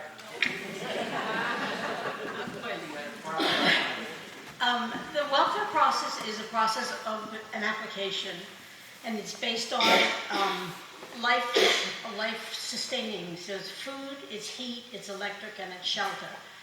So the person comes in, they fill out the application, they bring all the paperwork, and they either fit within the guidelines or they don't fit within the guidelines. So they're either eligible or not eligible. In many cases, I use several of these outside agencies that we have, and so I depend on them for outside outside funds, and that happens a lot. That's why the budget is not used as much as it is. I work with people to try to fix their problems, not just a handout so that they're in the same problem again next month. But nobody sees that. It's all behind the scenes because it's all private. Thank you. Thank you. Any other discussion? Mr. Goss? Yes. I would like to say that the director does do a very good job with the welfare budget. She does see to spending as little of the town's funds as possible by directing these people to the food pantries, fuel assistance, and other places to pay for their needs. She does do a very good job. My whole thing is the money's sitting there, we're raising it each and every year. It's not being spent, it's being turned around, going back into the general fund. It's not that she doesn't need it, the money has been there. If she needed it to spend, and she hasn't had to spend it, which is very good on her part and very good on the townspeople's part. So instead of raising it, we're not changing the amounts, the bottom line. We're changing where it is in the bottom line. That's all we do. Thank you. And we haven't expended it, not she. Right. Yeah. Mr. Pastel? Bob Postel, West Ossipee. I've only lived here about 20 years now, so compared to many, I'm a newcomer. But I do remember what I believe is the 1 year that our welfare fund was expended. And that was, it seems to me like just a few years ago, but I'm guessing it was more like 5 or 8 years ago, that 4-floor apartment building on Route 16 burned. And we had a lot of displaced families and literal homeless people and people that had lost everything in the fire, even including their cars, some of them. And I believe that's the only year the fund was expended, but I don't know that for a fact. I see Joe shaking his head. But anyhow, that's the sort of thing we have to be ready for, but that only comes down the pike very seldom. So, although I'm nervous of pulling another $3,000 out of the fund as proposed and sending it over to a different account, I agree with the idea that the money's there if we need it, and hopefully we'll continue to have the good luck to not need it, but if we do need it, we'll find it. Thank you. Reverend Katie? I'm wondering why, if we've got this money, we have no form of an emergency shelter, no warming centers that I'm aware of when it gets frigid, to help our people who are unhoused, are housing unstable. Somebody want to address that? Emergency management? Does the school act as a warming shelter? No? Okay. All right. Anybody have an answer to that question for Reverend Katie? You're in charge. Yeah, Jonathan? For us to institute a warming shelter, the cost, you can have anything you want if you're willing to pay for it, to put it that simple. If you want a warming shelter, you want to fund several $100,000 for that facility, and because you're going to have it staffed, you're going to have to comply with state guidelines, etc. The idea is great, but there's an economic cost to it, and the people would have to bear that cost. All right, we are now talking about the amendment that Dallas has proposed on the line item to reduce the $35,450 by $3,000. All those in favor of that amendment, raise your placards. All those opposed? We're gonna have to count. All right, so all those, again, I need my ballot clerks, please.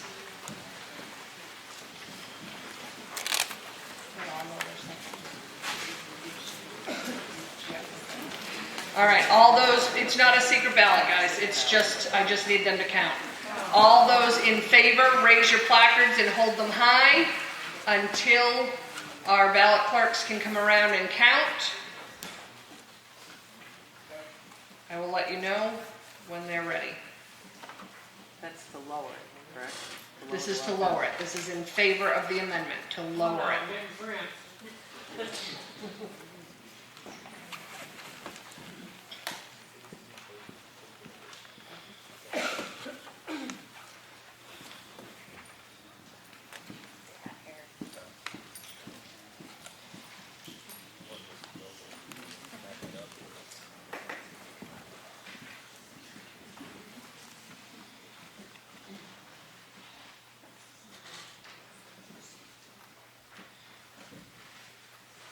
Did somebody get these guys? Rachel?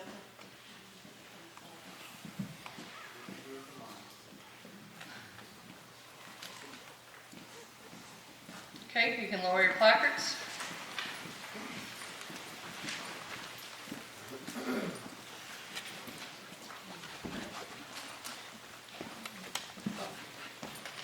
We've got to do opposed. Hold on, Trish. All those opposed, please raise your placards and they'll come around and count.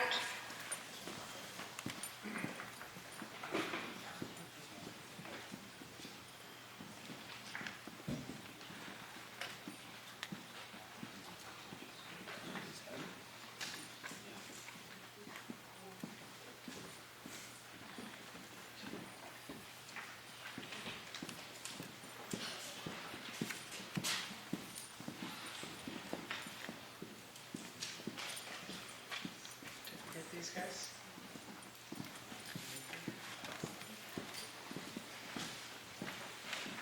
Trish, are you good? Okay, lower your placards. Thank you.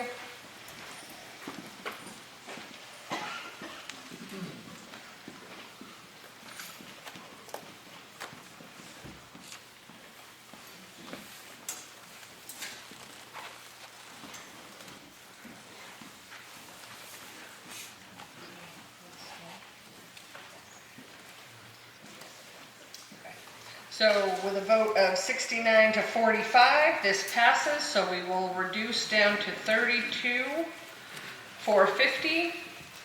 All those in favor, please raise your placards. All those opposed, thank you. Moving on to recreation, $226,505. Any discussion? Hi, again, Mary DeRosiers. Again, could you just explain what that covers? Because if it's for the children's, the Ossipee Children's Fund, we were told, has scholarships for different activities that are held in town. Yes. Justin, do you want to come down and address the entire Ossipee Recreation Department versus the scholarship? Yeah, so the scholarship fund, that is to fund people for paying for programming and stuff. The recreation budget is obviously salaries of myself, day camp staff, part-time staff, equipment, basketball, soccer balls, paying referees, cost of running programs, things like that. Where the, as opposed to the Ossipee Children's Fund, which is for families who are in need of scholarship money specifically, not just to do our programming, but to do for daycare or other services like that. Justin, are there any costs associated with maintaining the spaces like Constitution Park, Duncan Lake Beach? Yeah, correct. So it also is TJ and his crew. It's a lot of it's in our budget, but it's Constitution, like you said, mowing, things like that. Equipment to do that is also in there. Are adult activities still included?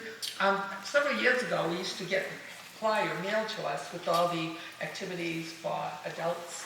Yeah, so we do have adult programming. I'm not sure about mail. We don't mail flyers, just it's not cost effective. So our website and social media is what we use primarily for that, just because it's not cost effective to mail things out. But we do. We have a paint night coming up in May, but we do have adults, children, all kinds of different programming, family programs. Is it the Ossipee Town's website? Yep. Okay, thank you. Justin, is one of your newest programs roller skating in this very room? You looking for a job? Yes, actually, Matt's wife, our town administrator, came to me, I think probably right around this time last year. So every Monday night we do adult roller skating in here from 5:30 to 7 when we're not doing meetings and things like that. We also have adult pickleball that's in here. They would be in here 7 days a week, 24/7 if I let them. So there are a lot of things like that, but we do have other adult programming. Thank you, Justin. I'm a stickler for time, but I just want everybody to stop and think for 1 minute about this room being full of adults roller skating. We haven't got enough ambulances. Not a lot of panic. All right. Are there any other questions relative to recreation? All those in favor, raise your placards. Thank you. All those opposed? Thank you. Moving on to the library, $268,841. Any discussion on the library? All those in favor? All those opposed? Thank you. Moving on to patriotic purposes, $14,000. Any discussion there? Yeah.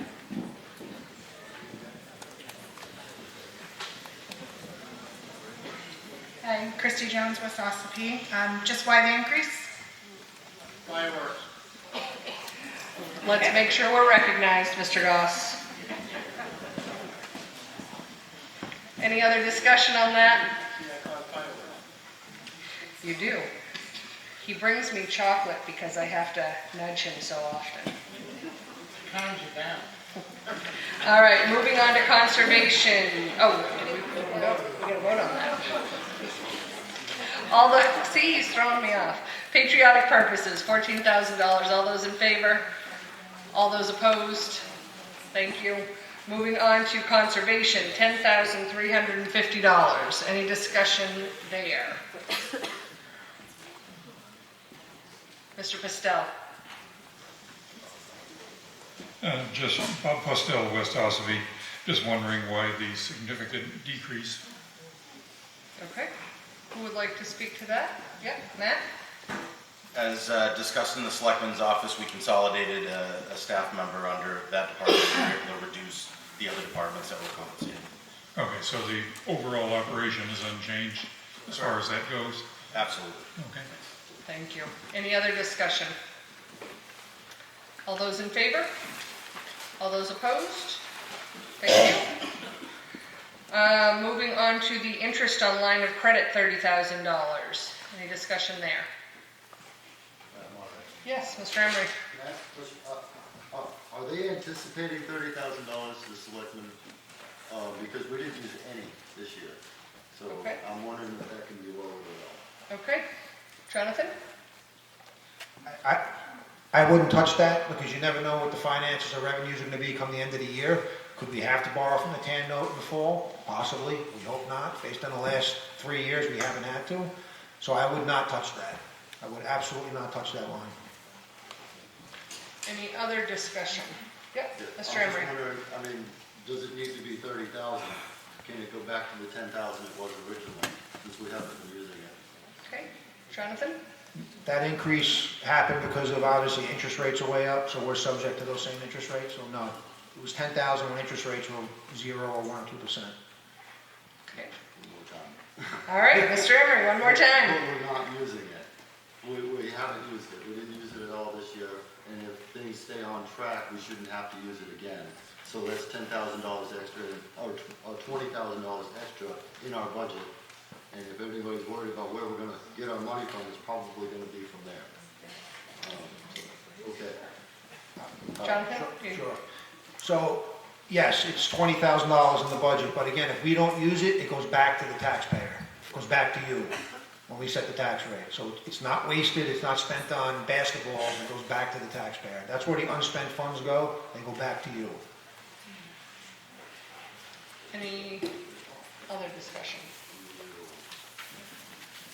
All those in favor? All those opposed? Thank you. For vehicle maintenance, vehicle and equipment maintenance, $287,500. Any discussion there? All those in favor? All those opposed? Thank you.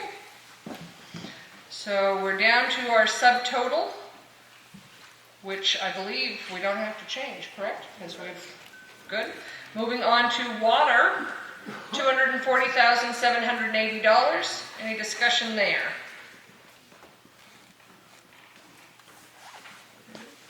All those in favor? All those opposed? Thank you. And sewer, $244,250. Mr. Fishbein. Thank you, Madam Moderator. Ash Fishbein, Ossipee. Obviously, you guys do a great job in this town. There's no arguing that. I was just hoping you could touch on kind of the state of affairs with the water and sewer system. I know we've had some breakages, had some issues here. We have several businesses that are really reliant on that water and its quality. Just maybe a short state of the industry on that. Thank you. TJ? Yep. So we had the state and some outside agencies come in that inspect our water system, and Jimmy and Tracy both did an excellent job. They gave us all thumbs up. They actually said it was very impressive with what they had done with the water system. The breaks that we had, I can't answer to the fact of why it happened. The only thing I can guess is that we had a record amount of rain. The ground never really dried out through the summer. It just rained all summer, especially very hard in the spring. That ground was saturated, and then we got that extreme cold weather, and as everyone knows, that has frost. The breaks were on a road that we just compacted really well to put pavement on, which is unfortunate. But as we cut the pipe apart, we had that pipe cameraed to check the quality of it, and it was good. But when we cut the pipe apart with a saw, there's actually pores in the cast iron, and we have that piece, and I have pictures of it. We would have never known because it was actually in the cast. So whenever that pipe was put in the 70s or 80s, no one would know unless you cut the pipe. So we're hoping that was just that one stick, because we had those two breaks right there. The guys are working hard, trying not to have breaks. They've found a lot of breaks and got the pumps to running every 46 hours where they were running in the 20s. So things are looking up, but it's not a bad system. We got our tank painted this year and retreated. If you have seen it, it's red, white, and blue, and the company actually did that for us. We wanted to be patriotic, and they said if there's a town out there that wants to be patriotic, they're going to do it for nothing. So they did the tank. The 3 colors were no extra charge. Any other questions or discussion on sewer? All right, all those in favor? All those opposed? Thank you. So now we have to come to a vote on the entire operating budget as a whole. I know there were some questions about things that weren't in there.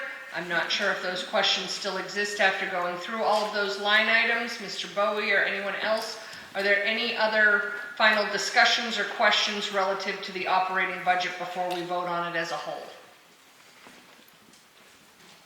All right. So the total operating budget is $7,626,065. All those in favor? All those opposed? Thank you. Madam Moderator? Yes. Motion to not reconsider? There's a motion to not reconsider. Second. All those in favor? Thank you. All those opposed? Thank you. So this counts for Article 40 and Article 18. Thank you. So we will move on to Article 19. for government buildings improvements to see if the town will vote to raise and appropriate the sum of $20,000 for the purpose of repairs and improvements to government buildings. This is recommended by the Selectmen and the Budget Committee, and a majority vote is required. Is there a motion on Article 19? Thank you. Is there a second? Thank you. Is there any discussion on this article?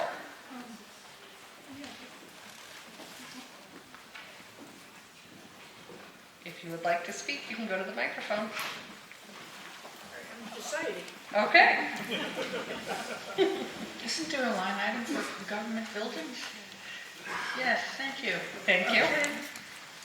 TJ, would you like to? What's the speak to this? discrepancy there? So we have the regular operating budget for government buildings, and that's just to maintain the buildings. That $20,000, as you might notice, is no cupola that's on top of the building. We had removed it because it was leaking and running right into the building.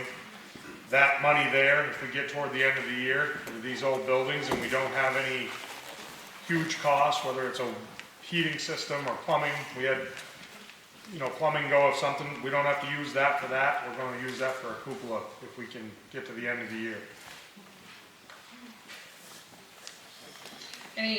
Mr. McConaty?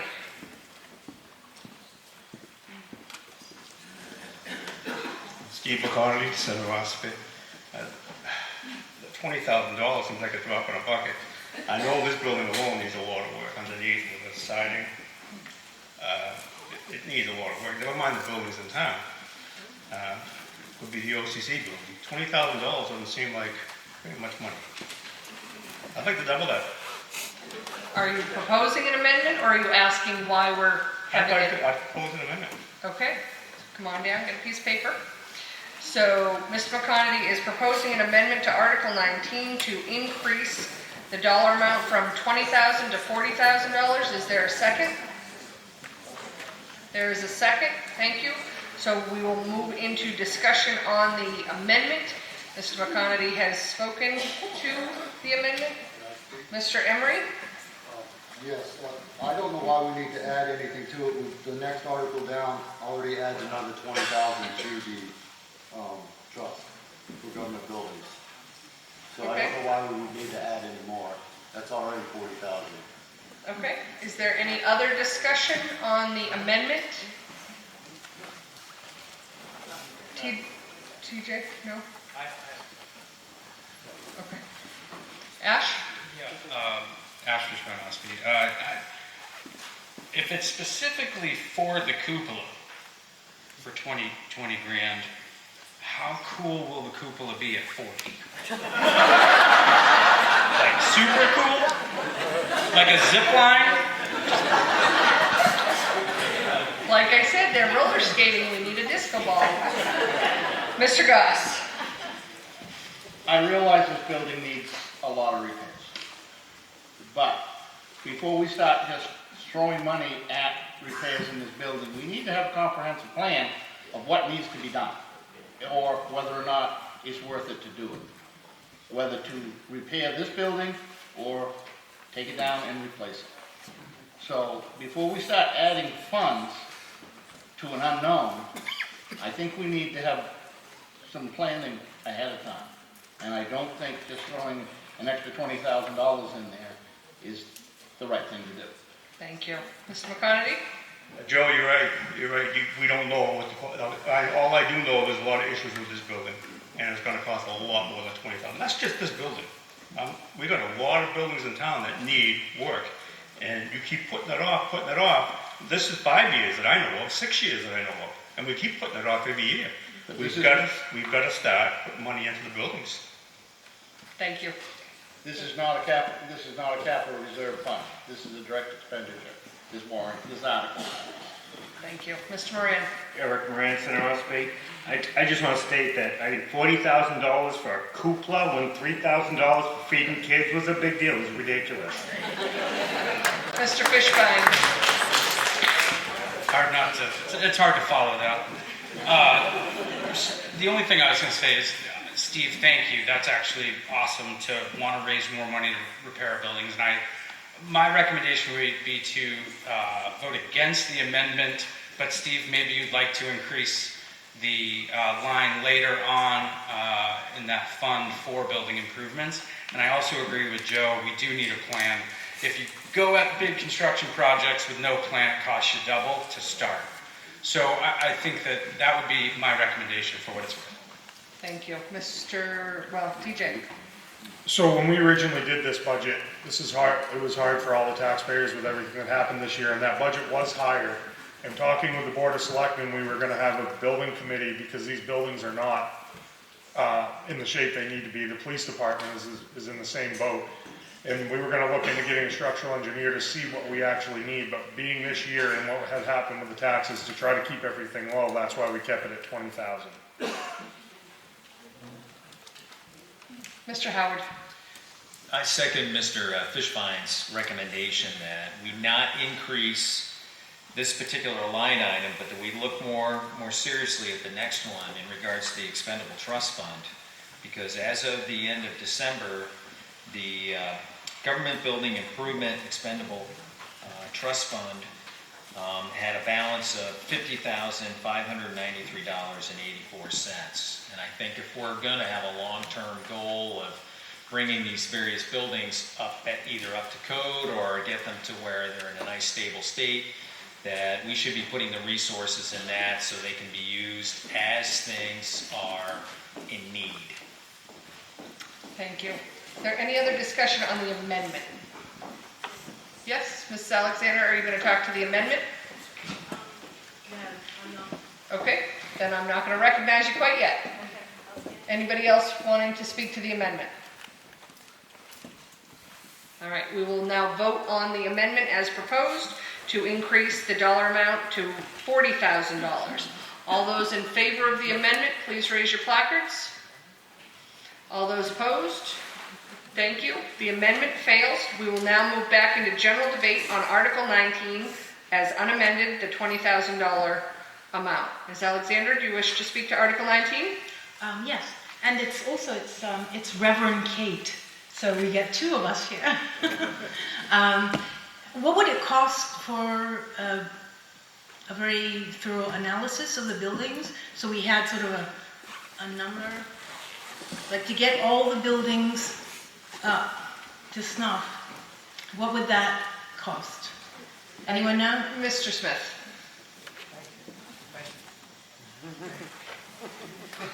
Are you miming? Is that it? There it goes. Thank you for the question. We have no idea. If anybody came to meet the candidates tonight, I did talk about that, setting up a building committee, getting a structural engineer to do that assessment. Engineer reporting is very expensive. It could be $20,000, $40,000, $50,000, $60,000. I don't know. So it would be, we could throw money into this Article 20 to anticipate a possible engineer's report if we get some estimates. But I couldn't begin to tell you at this point. We haven't even begun the process of forming the committee and doing the exploration. Is this something you're looking to do this year? That would be something that the board would have to discuss in a meeting. I can't speak for the board, but I would like to explore it, yes, but that's just my personal opinion, not the board's opinion. Okay, well, I'd be happy to help any way I can. Thank you. Is there any other discussion on Article 19? Mrs. Lang. I'm stuck on the cupola thing. If we're not sure whether buildings need to be taken down, put back up, repaired, why are we even talking about a cupola? It sounds like that's just one of the many things. So TJ? That's been brought up at many selectmen's meetings. So I'm not saying that we're going to spend it on a cupola, but we keep it till the end of the year. And if nothing arises, which like last year it did, we had to fix plumbing in here, we had to fix some other things, but if we had that money at the end of the year, there has been talk from the townspeople that they do want the cupola back. Right, I understand that it's a nice thing, it's pretty and all of that, but yeah, if there's so much other stuff. I agree with you completely. Okay, I just want to make sure that we're not taking $20,000 and putting on a pretty cupola in a building that we're not sure. Yeah, Jonathan. I just want to add one thing to that. I agree, we don't want to put a nice pretty top on a building that's going to come down, but even if we've did the structural assessment and a long-term plan, you're talking I mean, it will be 10 years from now before anything major will be done with this building, between planning and raising money, et cetera, so. Thank you. Any other discussion on Article 19? All those in favor? All those opposed? Thank you. That passes. Article 20, to see if the town will vote to raise and appropriate the sum of $20,000 to be added to the government buildings expendable trust fund previously established, recommended by the selectmen and the budget committee, and a majority vote is required. Is there a motion on this article? Thank you. Is there a second? Thank you. I just want to reiterate that in the interest of time, let's keep our comments from being redundant. I don't want to have the same discussion that we just had, but this is a different issue. It is the expendable trust fund. Is there any discussion on this article?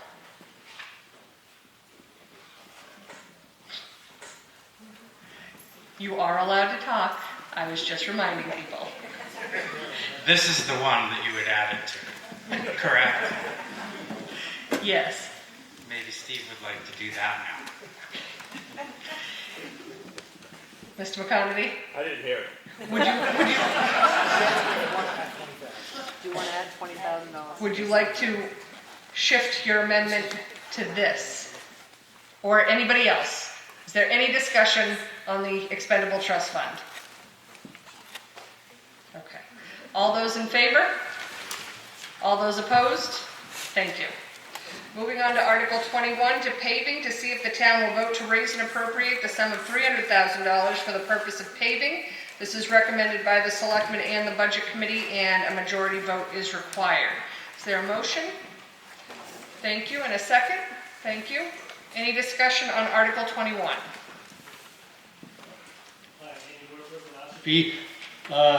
There was a mention earlier tonight of a $300,000 line item for paving. Is this it, or was that part of a different budget? This is it. Okay. Thank you. Any other discussion on this article? All those in favor? All those opposed? Thank you. Moderator, before we move on. Mr. Goss? I'd like to make a motion that we take a 15-minute break. I will not entertain a motion for a 15-minute break. I would entertain a motion for a 5-minute break in case somebody needs to use the bathroom. I'll negotiate. All those in favor? All those opposed? Thank you. We're going to take a 5-minute break. We will be back here, start at 8:47. 5 minutes. 8:42. 8:42.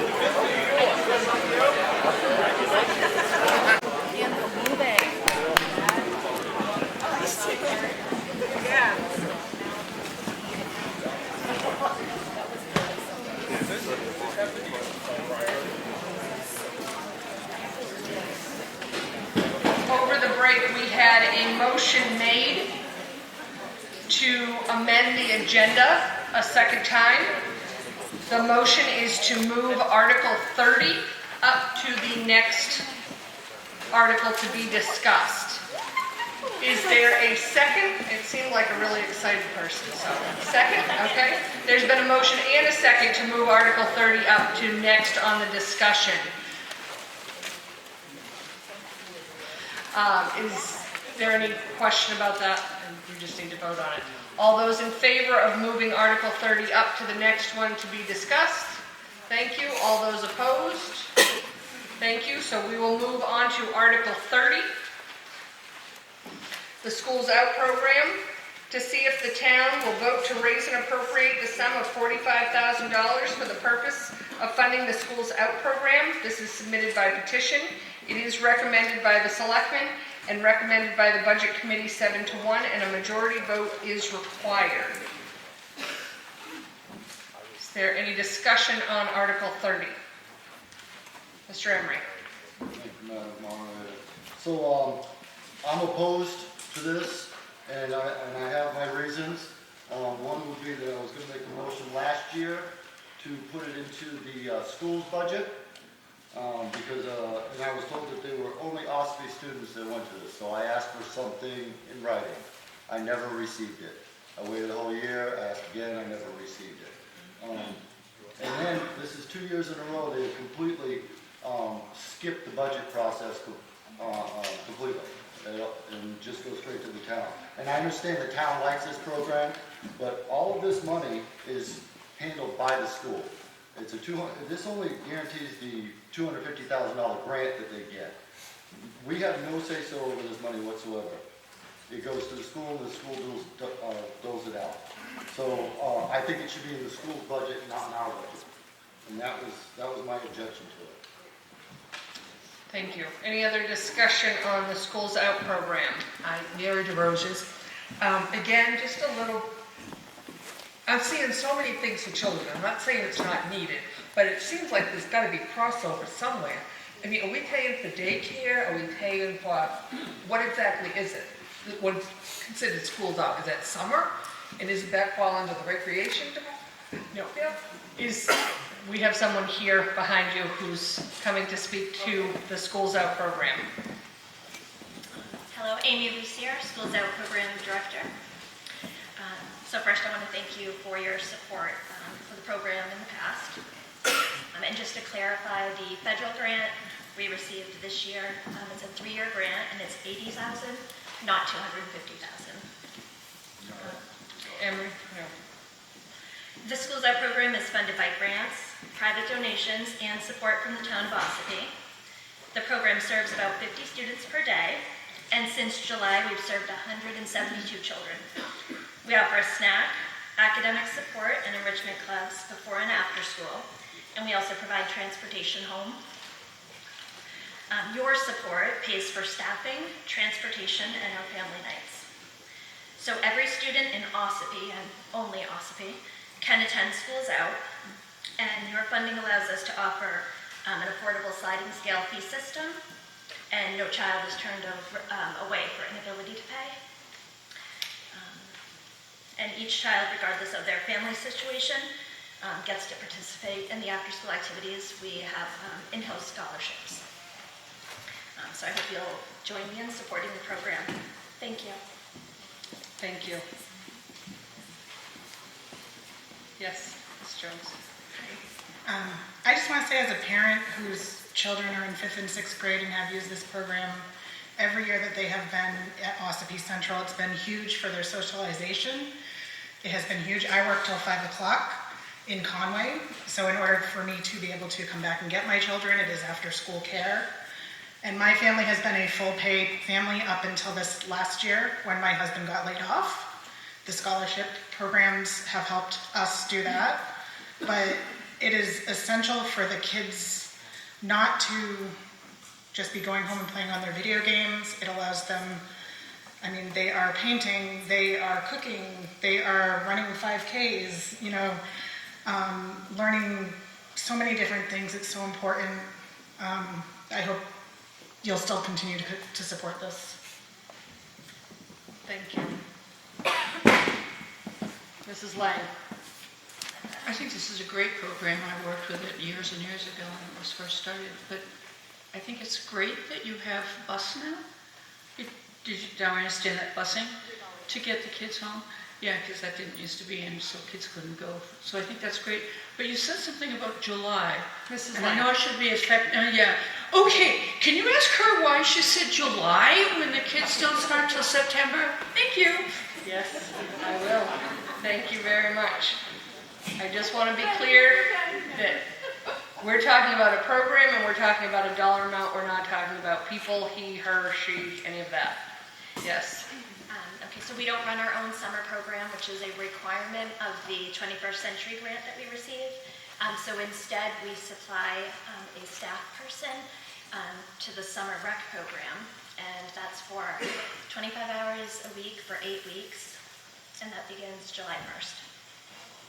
Thank you. Any other discussion? Mr. Goss. Okay, as people know, over the years, I've been opposed to this. I'm not opposed to the program. The program is a very good program. The problem I have with it is its funding method. The reason for that is it is not a 501c3, it's not a nonprofit.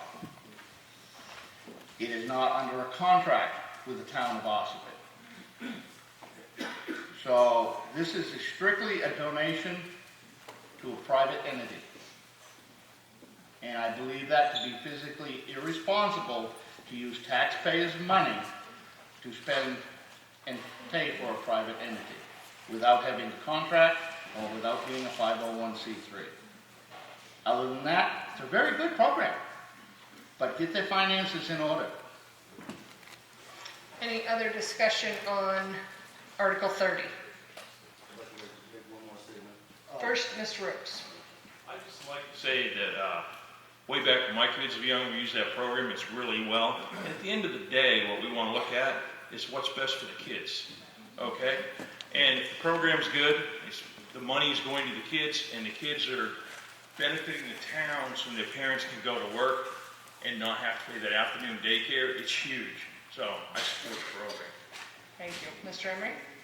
Yeah, I have no problem with the program. I utilize the program. I've been here for 25 years. My daughter went to the program. I paid for it when she went. This program is just another one of those programs that has gone into perpetuity and we will never get rid of, and it keeps growing every year. But yet they don't want to put it into. Yeah, no. So hold on, Mr. Emery. We don't have heckling from the audience at all for anybody for any reason. Mr. Emery, go ahead. So all I'm asking, I'm not asking to get rid of the program. I'm asking to put them in the proper budget, which is not the town's budget. It would be the school's budget. It's still the same money. If the school wants to put it in their budget and say, because we pay the same bill, it's still the same tax bill. There's nothing different about it. It's just in the wrong budget. Ms. Gagnon. I was a parent of this program, and I've been on their advisory board for several years. And I think if anyone has questions about how their finances are run or how their structuring is, they could attend a meeting, I suspect, and learn a little bit more. So I think it's probably confusing their structure, but if you go and ask more questions, you'll probably learn more. Ms. Marie. Madam Moderator, I don't think that this program is just for the children in Ossipee. I think it's for the families in Ossipee. It gives the families the ability to work a full-time job, 9 to 5, 8 to 4, whatever they do, and have their child in a program or their children in a program where they have a snack, they have their homework done, they have an enrichment program, they get a bus ride home, so when their parents come home, get them off the bus, they can have family time, they can sit and have dinner and not have to worry. I understand nobody wants to be babysitting everyone else's children. If you don't have children, you may not understand it. But for the families in this town, it is extremely important to have their children have a safe place to go, especially in this day and age where they're protected and guided. So I just think this is the biggest bang for your buck for the people, not just the children, but for the families here in Ossipee. Thank you. Mrs. Hayford? Thank you, Allison Hayford.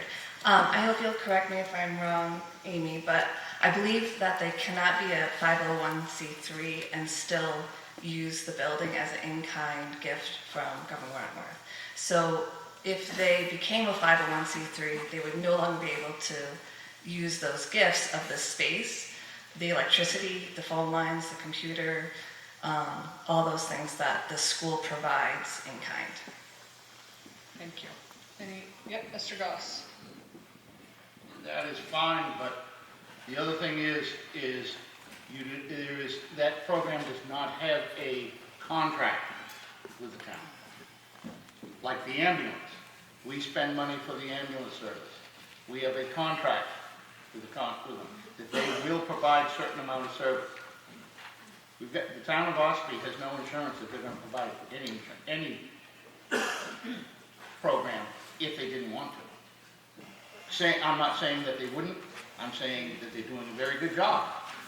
But we have no security. It's financially to the town. It's irresponsible to give taxpayer dollars to to a business for profit organization without some kind of a contract. Mr. Keys.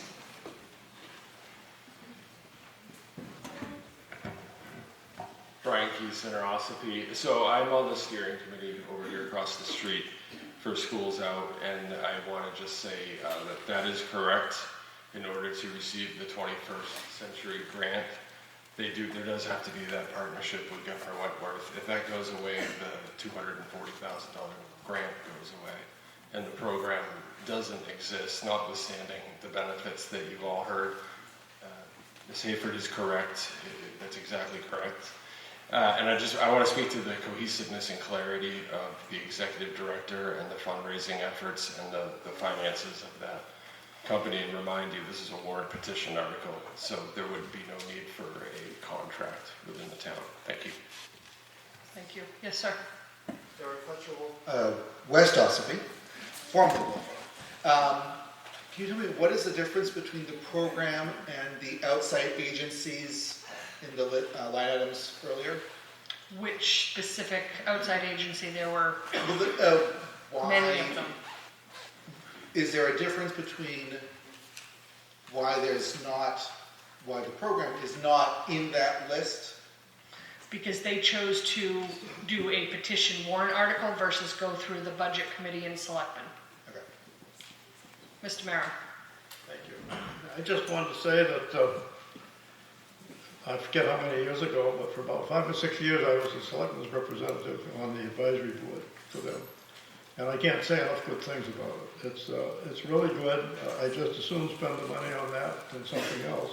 The one thing that bothers me, and I think it's me, I think I misheard, but when you first started talking, the first person to talk, did they say something about the people here didn't go through the proper methods of asking for the money? Am I correct? Did I misunderstand that? Mr. Emery made a comment about the process that they went through, and I will clarify that they chose not to go through the budget committee and selectmen process. They chose to do a petition warrant article. That's their prerogative. Yes, okay. Thank you. Thanks. I don't think that's the way they should do it, but that's fine. If there's any other questions, Mr. Fishbein? Oh, there's a call to question, which requires a 2/3 majority. So all those in favor of calling the question, raise your placards. All those opposed? That's a 2/3 majority. So we will move into a vote on the Schools Out program to see if the town will vote to raise and appropriate the sum of $45,000 for the purpose of funding the Schools Out program. Submitted by petition, recommended by the selectmen, recommended by the budget committee, 7-1, and a majority vote is required. All those in favor, please raise your placards. All those opposed? Thank you. That passes. We will move back into our regular agenda. Yes. Mr. I don't know. I'd like to special order Article 36, only because Stuart Ornsby's here from the company to make the presentation, and we should have did this first order of business, but I forgot, and I need to apologize to him. Okay, so we have another change to the agenda being proposed, and you said Article 36? Correct. All right, so there is a motion to move Article 36 to the next item on our agenda. Is there a second? Thank you. All those in favor of moving Article 36 up? All those opposed?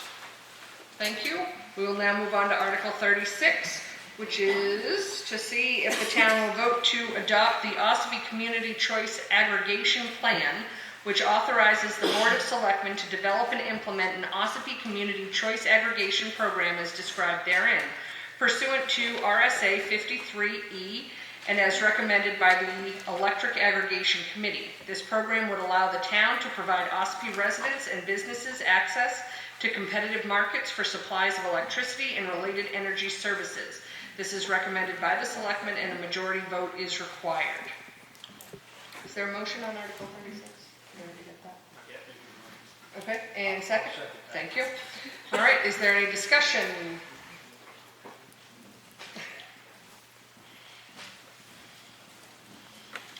Thank you, Madam Moderator. My name is Stuart Ormsby. I'm with the firm Colonial Power Group. We are under contract with the town of Ossipee to help manage a aggregation program if the voters choose to move forward with it. I'll be very brief in describing what the program is all about, but would love to entertain any questions people may have. The idea of a community aggregation program, this has to do with your electricity bill. I mean, if you think about way back when you first started electric service at your home, you were enrolled in a default program. You would start taking power supply from your electric utility, Eversource, New Hampshire Electric Co-op. The idea of a community power aggregation is to replace that state-run process for power supply procurement, which the utilities are required to follow, to a locally controlled power supply program. So effectively, you're replacing the utility-based default program with the Ossipee default program. And the biggest benefit of doing that approach is the utilities have to follow a state-mandated process whereby they procure their power supply on a very rigid schedule. Every 6 months, an alarm clock goes off, and they buy electricity on your behalf. Next 6 months, the alarm clock rings, they buy again. It's not the best way to make strategic decisions because there's no strategy behind it. With a local control, you can do a better managed program and take advantage of market opportunities. These programs have been very popular in a lot of other states, including Massachusetts, Rhode Island, and they're getting underway in New Hampshire and a lot of communities around the state. What's key in this program is it's utilizing the buying power of all the residents of small businesses who are currently taking their power supply from the electric utility company, and using that scale, they're able to attract competitive pricing from suppliers.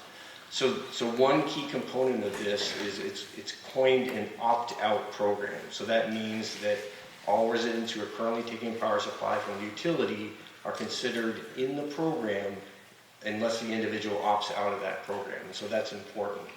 There's a lot of notification that takes place prior to anyone being enrolled in the program, giving you the option to opt out if you don't want to participate, and that's perfectly fine.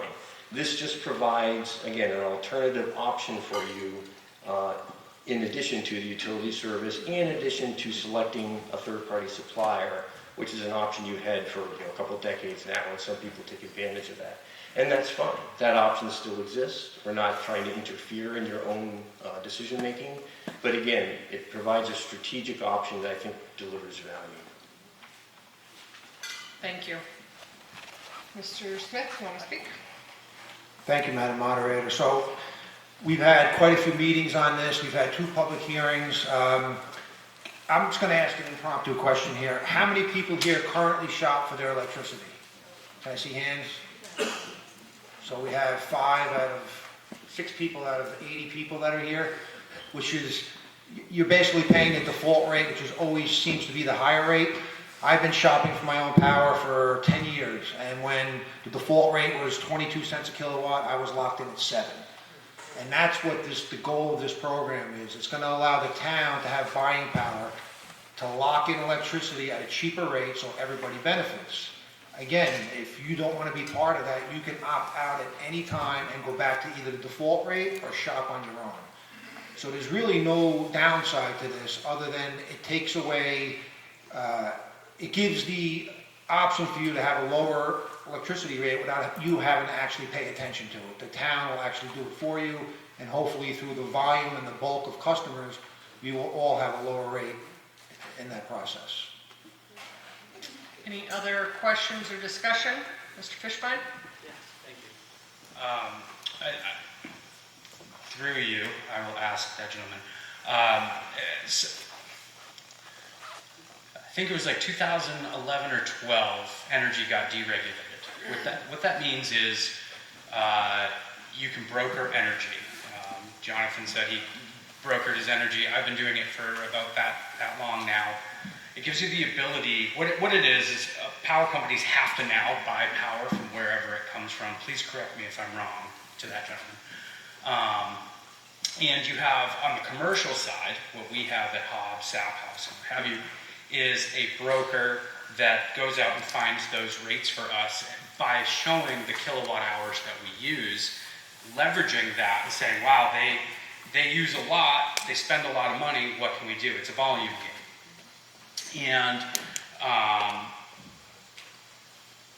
every February and August, you'll notice your electric bills change. When it's 22 cents from 11, everything doubled, blah, blah, blah. This is a really, if this is that similar program utilizing Ossipee as the agent that is the liaison between that said broker, I would highly recommend this. Brokering energy has been done for a long, long time. It is an amazing way to save money. So I would vote in favor of this. Thank you. Yes, Mr. Rokes. Bobby Rokes for Center Ossipee. How does this affect my solar? Yeah, thank you very much for the question. So currently, and this is statewide, so someone who has rooftop solar probably would not benefit from this program. And the reason is because the credits you can receive from your utility company, if, for example, you're an Eversource customer, the supplier who would be serving the Ossipee program is not in a position to provide you that same credits. So it's a larger issue that we're all, the regulators and utility companies are trying to fix, but today you would be better off, quite bluntly, to stay with Eversource. All right, thank you. Mr. Emery. Yeah, I'm opposed to this. I was opposed to it during the 2 meetings that they had about it, and mostly because there's no guarantee. They're not guaranteeing you any savings at all, and he will tell you that. There's nothing, no guarantee to this whatsoever. So you can stay where you're at. You can choose to get power from whoever you want to get power from right now. If you go into this program, you're locked into whoever they choose through this program, and you only have 30 days to opt out of it. Whereas if we want to get rid of them, then we've got to wait a year, and then we've got to wait 90 days after that. So we'll still end up having they get more time than we do. I just don't believe it's necessary. People are smart enough to make up their own minds what they want to do. This basically is telling people, well, you know, you're not smart enough to take advantage of the power that you can get. So we're going to do it for you. I don't believe that's right. I think that there's no guarantee with this whatsoever. Thank you. Reverend Katie. I'm wondering, this is talking about buying the energy, but where do we pay for line maintenance and outages and things like that, having come from Connecticut in a town that had its own utility company, which was great, because we always got fixed first, and everybody else had to wait on the big guys who were doing this sort of thing. So I want to know who takes care of the maintenance if we're not paying the electric company. Yeah, so excellent question for sure. So to be clear, this does not get in the way of the delivery of the power, the maintenance of the lines and the substations and so forth. That will continue, and that core business will continue to be conducted by Eversource and the co-op. So a program such as this is just the supply part. There's the delivery part, the wires and so forth, and then the supply. So this is just the supply portion of their bill. Thank you. Yes, Ms. Parker. Lynn Parker. What is the fee for your service? Right, thank you. So we have a contract with the town. So we have an administrative fee equal to, it's called a mill. It's 1/10 of a penny per kilowatt hour that would be added to the program rate. So to go further, so there's no cost to the town itself. Our administrative fee is covered by the program. Thank you. Was there somebody, Mr. Rokes? So if I understand your fees correctly, I can opt in or out of this program at any time, and you just add the bill to whoever opts in. So there's no cost or benefit to the town, and any individual can opt out or opt in. That's correct. The town just can't opt all the way out or all the way in. Individuals. Because you're into the programs, and the programs for 1 year. Right. But the individuals can opt in and opt out. That's correct. All right, thank you. Mr. Bowie? Could this gentleman please clarify for the audience here whether or not there is a savings to us or not? Right. So So we cannot guarantee a savings. And by savings, what we're measuring against is what the customer would have paid if they remained with the utility service. So the goal of these programs is a couple things. One is to provide a more stable rate. I mean, what I think a lot of folks here have experienced over the last couple of years is extreme price volatility. Rates certainly behind Eversource getting into the 20-cent range just for the supply piece, not counting the delivery side of the bill. So these programs offer more stable rates. And so along with that, that can mean from time to time that the utility rate may dip below the program rate. But over the period of a contract, over the life of the program, the goal is to beat the utility rate. Thank you. Other questions or discussion? Yep, Mr. Smith? Thank you, Madam Moderator. I just want to add one thing. If we could choose to adopt this tonight and 2 to 3 years from now, we say we don't want it anymore. It's the same body that could vote to get out of it. So it's not like this is in perpetuity or we're stuck with it.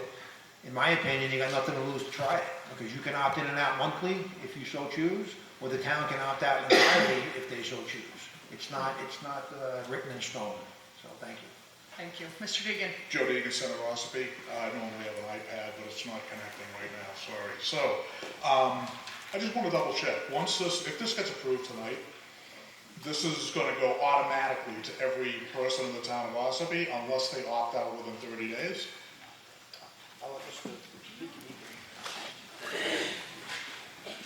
And a couple steps to touch on. So if the town decides to move forward, there's a state review process. They have to review the plan that the select board has put together. Once that's approved, then there's the opportunity to go to market, and so they'd be looking for an opportunity to enter into prices that are attractive at that time. So now I'll get to the question on the floor, which is, I think the question was raised about the notice process in terms of what happens next. Well, I guess the question is that if this gets approved, everybody is now, when it gets approved, part of this program. And then, what's the time frame to opt out? It was said 30 days, I believe, to opt out. So after a contract's signed, there'd be a notification process whereby all customers who are taking supply from one of the two utility companies at the time receive an opt-out notice in the mail, providing them a 30-day window to opt out. But what's important to understand, though, is if for whatever reason that individual doesn't make a decision within that 30 days, you're not foregoing the option to opt out later. You can opt out the month after that or the month after that. Okay, if I can just comment, I think we all get these phone calls. I get them once a week. This is no different than, I don't know this gentleman, but this sounds like it's a supplying issue. So you're still being, whether you're with public service or with Eversource or the other one, thank you. It's just a supply side. There's plenty of companies that you can decide to do this. I would think that this would want to be an opt-in if it's an option, not an opt-out. So that's just my thought. Thank you for listening, but I'd be worrying about it a little bit personally. Thank you. Any other discussion, questions? Mr. Pistel? As Bob Postel, West Ossipee, as Joe was just pointing out, sounds very similar to many of these calls, groups we get solicitations from to buy our power from some source or another. If I understand the concept right, and this is the question I want to ask, would we stand a good chance of having a more favorable rate through this program? Because I think what we're doing is a group buying project where we're going to suppliers and saying, we've got 4,000 households and companies that want to buy electricity from you. And they say, ooh, for that volume of business, we'll give you an extra half a cent off per kilowatt hour or whatever. So that's my question. Is this a group buying operation that hopefully would find us a better rate than the many energy dealers that are already contacting us? Yes, that's exactly right. I mean, that's the key element to the success of these programs is you're leveraging a large buying pool, which is, the last speaker said, well, it's attractive for suppliers. You're positioning a town program in the same way that large manufacturers across the state have enjoyed really attractive rates. They're an attractive customer to serve, and a program such as this would be just as attractive. And I think it's perhaps important to point out that if the town decides to move forward with this, you're really just providing an additional option. It is true that you do have the ability to shop yourself and to select from rates available to you. It's a tough market to manage as an individual consumer. It's also tough for suppliers to serve that market. It's very expensive to serve one individual customer at a time. You're really taking advantage of the economies of scale and allowing suppliers to really offer you excellent opportunities. Mr. Deegan? Yeah, Joe Deegan again. Can I just ask a question? I'm going to ask you this. Are you any different than the companies that call us on the phone? Because they're effectively, when they get people to buy into their program, that's a group program too. So Colonial Power Group is an energy consultancy firm. We're not a supplier ourselves, so we're just helping the town, if they decide to go forward, to administer the program. So one of our tasks, for example, is to run occasional solicitations for supplies. So we're asking suppliers to bid on the town's load. We'll get bids from some of the larger, well-established suppliers in the region to bid on the load. So we're not a supplier ourselves.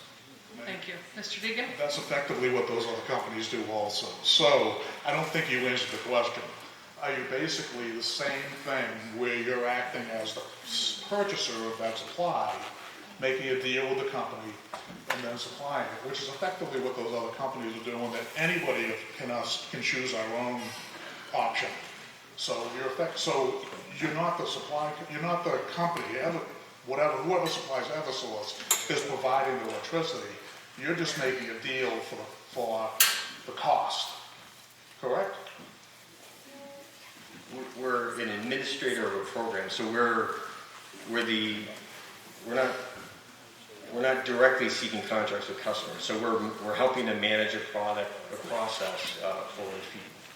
But as far as I know, you are directing. You are that person. You are the person that is working with the group or the individuals, because the individuals make up the group. So if they opt out, that individual is out. If they stay in, that they're in. So I'm not sure why the town is asking for us to get involved with an electric company. Okay, so why don't we ask the selectmen? Please. Mr. Smith? So this was a state law passed, I'm guessing, 2 years ago. It was a Senate bill, I forget the number. And again, the point is volume. Think of it this way. If you go to the store and buy one donut, you pay a lot more money. You buy 12 donuts, you get a better deal. And that's the same thing with electricity. When you have buying power, you get a better rate. And when I polled the audience here, we had maybe 6 or 7, 8 people that said they shop for electricity right now. Yes, everyone can shop, but the majority do not. So this will directly benefit those people who don't shop. If you want to shop for your electricity, you can still do it. Maybe I still will. Maybe I'll opt out of the program. But again, this is about buying power. It's about being in bulk and negotiating a contract for a better price for everybody. It's really that simple. I don't know how to answer it. I think that we all get those phone calls, and this is effectively a phone call right in your face. Thank you. Mr. Bowie? Just like to clarify, Mr. Smith, he already explained that there was no benefit, financial benefit. But my question is to the gentleman who proposed this, is he on a commission basis with the town? Okay, well, it sounds like it needs to be answered again. Okay, you want to take that? So Colonial Power Group has a contract with the town to administer the program if it goes forward. It's a fee of 1/10 of a penny per kilowatt hour for any electric purchases through the program. Thank you. Mr. Bowie, does that answer your question? So not commission, it's an administrative fee? No. Okay, let's get clarification. I specifically asked if this gentleman gets a Oh, commission. as a salesperson, you mean? Correct. Okay, No, I do not. thank you. Mr. Stewart? Thank you, Madam Moderator. Bruce Stewart, Ossipee. This is going to be directed to the selectmen. Jonathan, during these conversations that you've been able to have, I can see the benefits in it, and I can also see the results of how many of us actually do shop for a financial benefit. Have you come up with any ideas on how to actually educate the townspeople when you put those notices out, so they can understand the value in enrolling into this? Mr. Smith? So it's you automatically opted into the program. There will be obviously information on the webpage. They're going to be the administrator of the program. If you opt in, if you don't pay attention to your bill now and you're opted in, you're going to benefit. That's what it comes down to. And if you don't want to be part of it, you opt out. It's really that simple. And you can do that month to month if you really pay attention to your bill that often, which I don't. But I got better things to do. But you can opt in and opt out monthly. So, I mean, we talked about it. We've had 2 public hearings. We've had dozens and dozens and dozens of questions answered. Again, to me, it's a win-win. There's no downside to it. Reverend Katie? I'm Katie from West Ossipee. So nobody still has answered, who do I call when there's a live wire across the road? So I think he did. It's still going to be the same people that you do now, because he is only talking about the supply of the energy, not the delivery. And so how are the other services being paid for then? It's still in your bill. You'll pay Eversource or whoever your delivery piece, and you'll pay whoever these guys Is choose. it going to be a combined bill then? Combined bill. Okay, that answers it better, not Ghostbusters. Thank you. Is there any other discussion? Okay, then there's a call the question, so we have to go to that vote, and it's a 2/3 majority to call the question. All those in favor of calling the question? Thank you. All those opposed? Thank you. All right, so we are now going to move into a vote on Article 36 to see if the town will vote to adopt the Ossipee Community Choice Aggregation Plan, which authorizes the Board of Selectmen to develop and implement an Ossipee Community Choice Aggregation Program as described therein pursuant to RSA 53E and as recommended by the Electric Aggregation Committee. This program would allow the town to provide Ossipee residents and business access to competitive markets for supplies of electricity and related energy services, recommended by the selectmen, and a majority vote required. All those in favor? All those opposed? Thank you, this passes. Moving on, yes. So there is a motion to not reconsider the previous articles, which includes Article 30 as well. Was there a second? Thank you. All those in favor to not reconsider? Thank you. All those opposed? I will let you know Mr. Babson would have voted no. All right. Moving back to our agenda as listed, we are now on to Article 22 to see if the town will vote to raise and appropriate the sum of $200,000 to be added to the Highway Equipment Expendable Trust Fund previously established, recommended by the Selectmen and the Budget Committee, and a majority vote is required. Is there a motion on Article 22? Thank you. Is there a second? Second. Thank you. Is there any discussion on Article 22? All those in favor? All those opposed? Thank you. Article 23, to see if the town will vote to raise and appropriate the sum of $57,000 for the purpose of making the greater payment, recommended by the Selectmen and the Budget Committee, and a majority vote is required. Is there a motion on Article 23? Thank you. And a second? Thank you. Any discussion on Article 23? All those in favor? All those opposed? Thank you. Article 24, to see if the town will vote to raise and appropriate the sum of $25,000 to be added to the Invasive Species Expendable Trust Fund previously established, recommended by the Selectmen and the Budget Committee, and a majority vote is required. Is there a motion on Article 24 and a second? Thank you. Any discussion on Article 24? All those in favor? All those opposed? Thank you.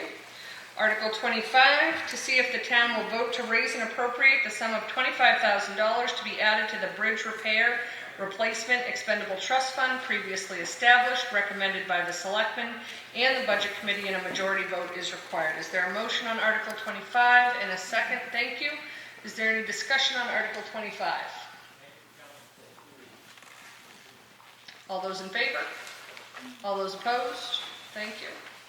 Article 26, to see if the town will vote to raise and appropriate the sum of $15,000 to be added to the benefit pay expendable trust fund previously established, recommended by the selectmen and the budget committee, and a majority vote is required.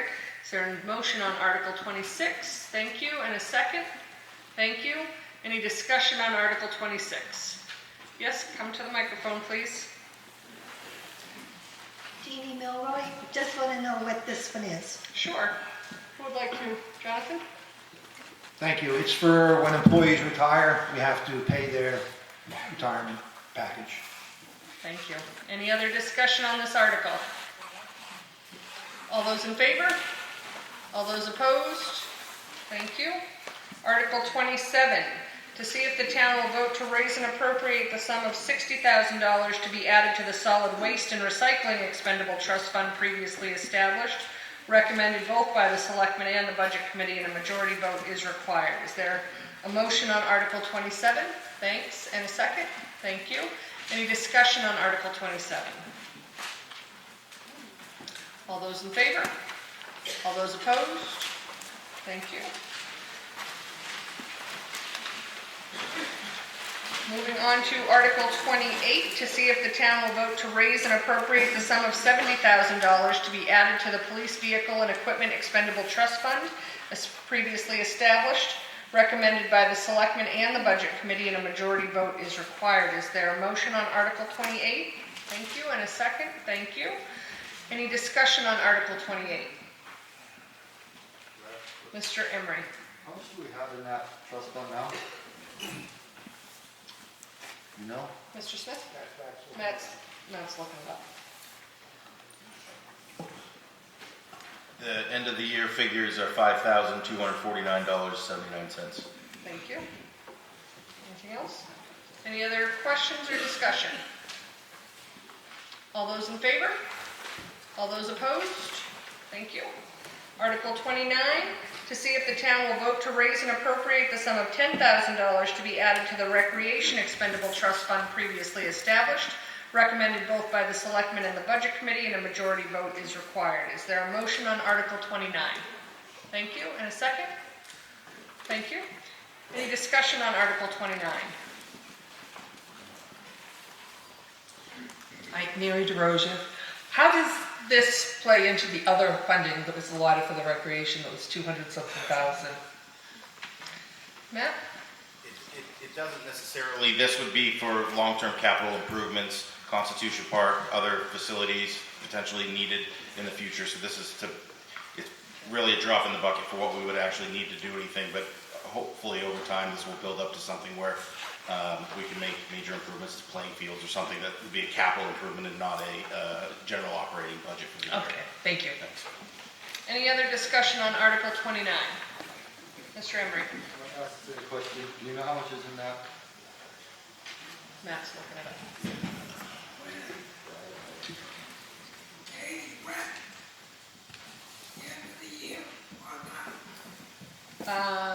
It's just over 10,000. We just started it last year and funded it with 10 last year.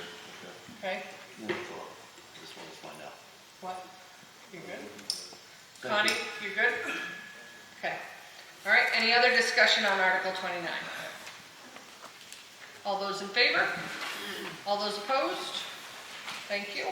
We've already done Article 30, moving on to Article 31, to see if the town will vote to raise and appropriate the sum of $50,000 for the purpose of replacing the library's heating and cooling system, recommended both by the selectmen and the budget committee, and a majority vote is required. Is there a motion on Article 31? Thank you. And a second? Thank you. Any discussion on Article 31?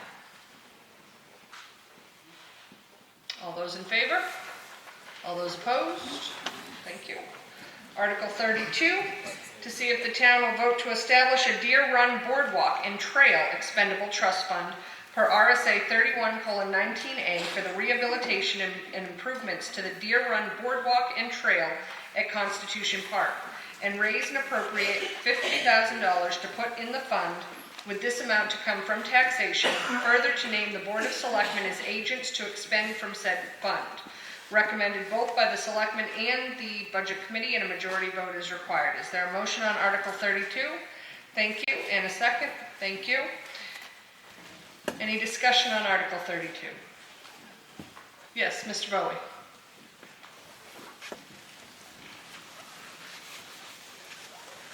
Could we elaborate on how much of this is on state property? Sure. Who would like to address this? Mr. Smith? No, it's in Constitution Park. It's all All in Constitution Park, all town property. Thank you. Ms. Sweeney? Lois Sweeney, Ossipee, and I gotta tell you, I used to walk on the boardwalk when there was a lot of people there, and there's nobody that uses it when I go. And personally, I don't feel safe on there anymore because of the parking lot is full of druggies, and they're yelling at each other and yelling about prostitutes and drugs and everything else. And I won't go down there anymore. So keep that. I hope the guys in the back heard that. Any other discussion on Article 32? Yes, Mr. Emery. Yeah, I'm opposed to this as well. I don't think that we should have this coming from on property taxes. I think this should be something that they should raise donations for. And people can raise money for this. I've been in this town for 25 years. I've never used that trail. Never. And I paid for it once already. So I'm not sure that we need to. We should be doing this through donations and not through property taxes. Thank you. Yes, sir. Chris Elliott, Senator Ossipee. I'm also Vice Chair of the Friends of Constitution Park. I'm in Constitution Park almost every other day. And to hear comments that it's used by druggies and so forth is a shock to me. Because when I travel around there, I see people playing disc golf, I see people at the dog park, I see people walking on the trails, I see them truly enjoying the park. Friends of Constitution Park was created about 3 years ago, and we reestablished a number of trails. We helped put in a disc golf course. We've helped sustain the dog park that's there. We've had hosted events for the town there. It's become a real gem. In terms of getting donations, we are trying to get donations to rebuild this boardwalk, which we're trying to convert to an all-persons or an all-accessible trail, is going to cost to the tune of $300,000. We are going and trying to get grants from foundations. And one of the first questions they ask us is, do you have local support? Because no foundation or grant is going to give us any money unless the town steps forward and gives some money. So we're asking for $50,000, which represents 1/6 of the total cost. So we've been spending a heck of a lot of time. You read in your booklet about our Citizen of the Year. She spends probably 3 or 4 hours a day writing for foundations and grants. We're also trying to work with the New Hampshire program, the Commercial Development Financial Authority, to get tax credits. So we're trying to get our local businesses to help support us. So if you haven't been to Constitution Park recently, I suggest you go. There's a nature trail. There's the Schools Out program, developed a storybook trail there. It's the 3rd edition of it. It is a real jewel in this community.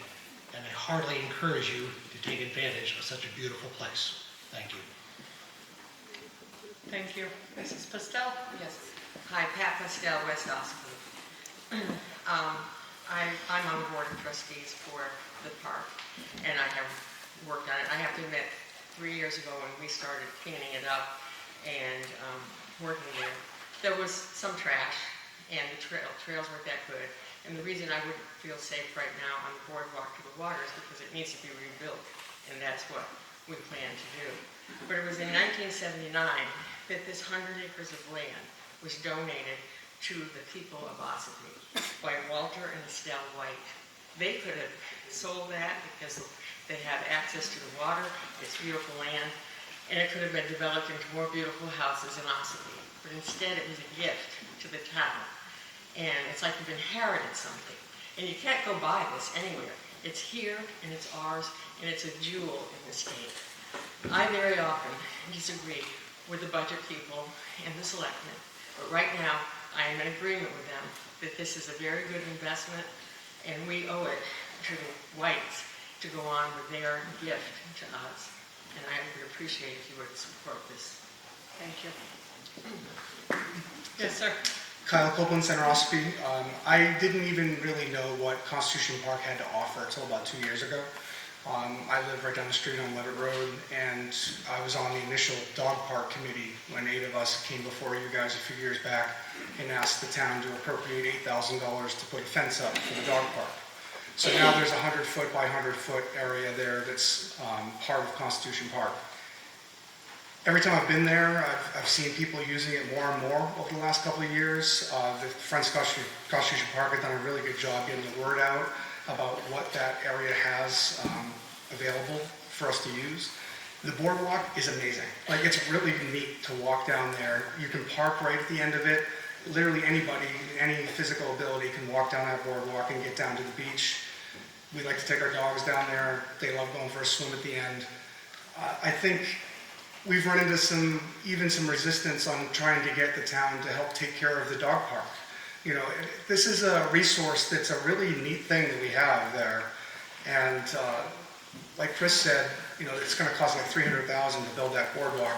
It's only asking for 1/6 of it from the town. So there have been a lot of people who pledged to donate to help with fundraising and things like that. Just asking the town to kick in a little bit towards it as well. Thanks. Thank you. Mr. Fishbein. Thank you, Madam Moderator. A couple points I'd like to make. I think it's really important for some future planning here to assess what assets the town has. Forever and ever, we always say Ossipee Lake. Of course, we don't have access to that. I'm not bringing that up tonight. The next thing that we overlook oftentimes is Route 16. That is a true asset because commercial businesses spread tax base. We all know what our taxes are like. It's important that we spread that tax base. Lastly, it's important that we look at a couple other assets we have. And Constitution Park is a huge one. The spark that has set off this awesome fire of people to develop the golf course, to put the dog park in and partner up, it has been awesome. And for the town to contribute a few bucks to it, I think is a really small ask. Donations are being made. Believe me, if anyone knows Dr. Bob Boos, that man not only can play a bad harmonica, he knows how to ask for donations. In fact, just to put money where our mouth is, Hobbs Tavern is pledging $5,600 to do that because we do believe in our community. We believe it's an asset. But we did it through a program that's going to be through the CDFA once they get their CDFA status. And what that allows businesses to do, and I challenge every business owner in this town to look at this, if you have state business taxes to pay, you can actually forego paying them to the state, and you can donate them to local CDFA programs that occur. And there's nothing better than a business that sees value, has value, and is able to contribute to something that happens in their own backyard. So I'm behind this 110%. It is an asset to this town. This is not a liability. And the last point I'd like to make, Dallas, is you're sitting here saying you're against it, but on here, it's 9-0 for it. I'm confused by that. Thank you. Mr. Goss.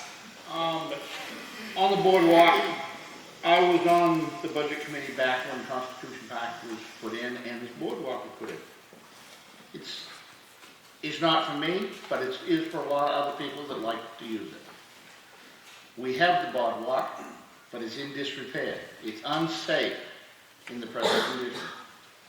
So we need to either put up some money and fix it, or we need to put up some money and have it removed. One or the other, whichever the selectmen and the board decides. But we need to do something. The other thing that needs to be done is the area that is accessed by the Long Sands Road, there's a gate down there, it needs to be maintained, opened and closed, preferably dusk to dawn, so we don't have the drug problem down there. I own property down there, I have been down along that beach, and there is drug paraphernalia about any place you look, and it needs to stop. And it needs to be monitored. And the only way we can do it is start maintaining the walkways and maintaining the opening and closing of the gates and the access to those areas. If we're not gonna do that, then this was a waste of money. Madam Moderator, I would like to respond. My name was mentioned. Okay, I I'm would going to like to call say- on Mr. Waugh first. To Mr. Waugh? To Mr. Fishbein. Yep, and we'll get there, but Mr. Waugh is who is being recognized. Mr. Waugh? Peter Waugh, West Ossipee. 29 years ago this July, I've been a rec director for a month, and Rick Cogswell, who developed Constitution Park, the trails, wrote the federal grant that developed the trails, the ball field, the tennis courts. He was up against the deadline to finish the boardwalk. I helped him, and a few others in town here, helped him to finish that boardwalk 29 years ago this July. So that decking is, well, the northern 300 feet is 29 years old. The rest of it is either 30 or 31 when he had a chance to work on it. I wrote 2 grants while I was director to help rehab that boardwalk.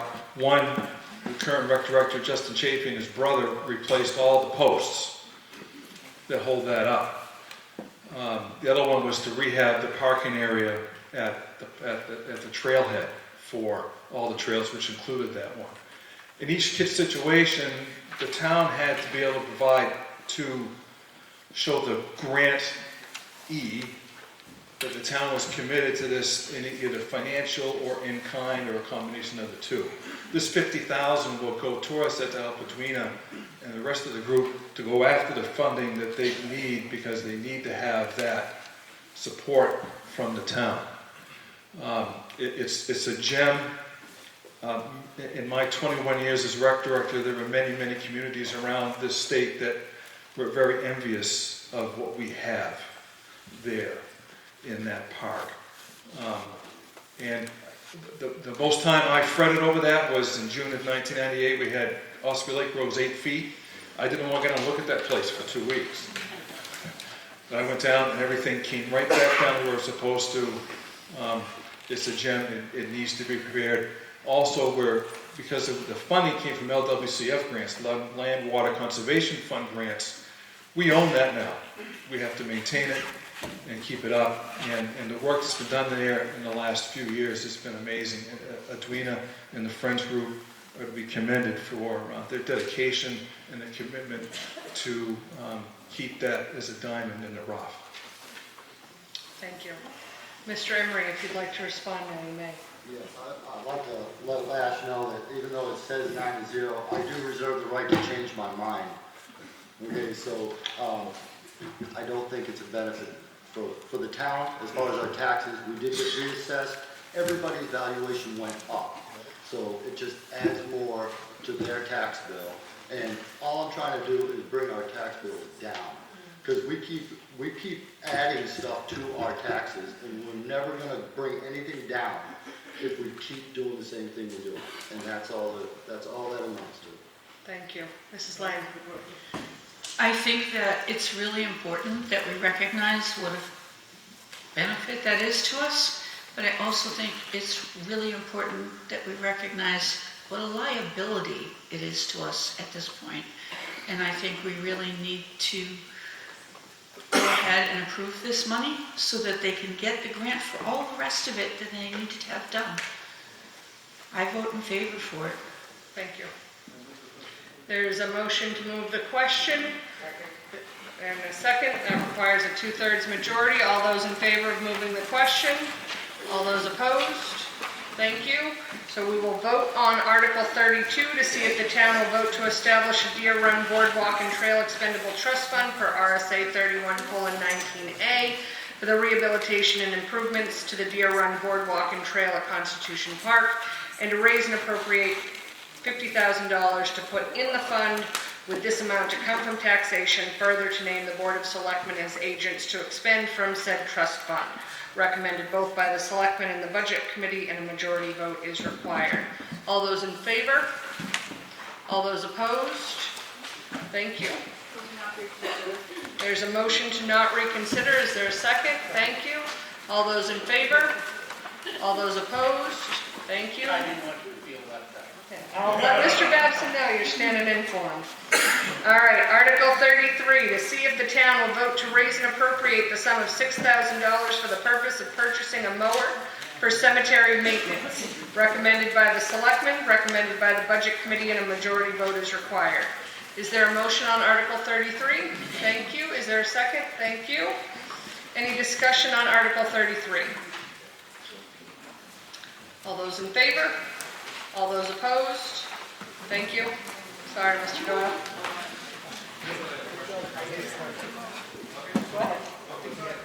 Oh, Mr. Doyle, what's your question? Okay. Sorry. Moving on to Article 34, to see if the town will vote to approve the cost items included in the collective bargaining agreement reached between the Board of Selectmen and the ASME Council 93 Local 534 Union, which calls for the following increases in salaries and benefits at the current staffing level. It's listed there, and further to raise and appropriate $97,000 for the current fiscal year, each sum representing the additional costs attributable to the increase in salaries and benefits required by the new agreement over those that would be paid at current staffing levels. This is recommended both by the Selectmen and the Budget Committee, and a majority vote is required. Is there a motion on Article 34? Yes, thank you. And a second? Thank you. Any discussion on Article 34? Yes, come to the microphone. Jeannie Milroy, this is going to double in 5 years, the price. That looks like a lot. Okay, who would like to speak to this? Anybody? I mean, it wasn't a question, but. Okay, they agree with you. Is there any other discussion or questions on this? Question, Mary DeRosa. To the microphone, please.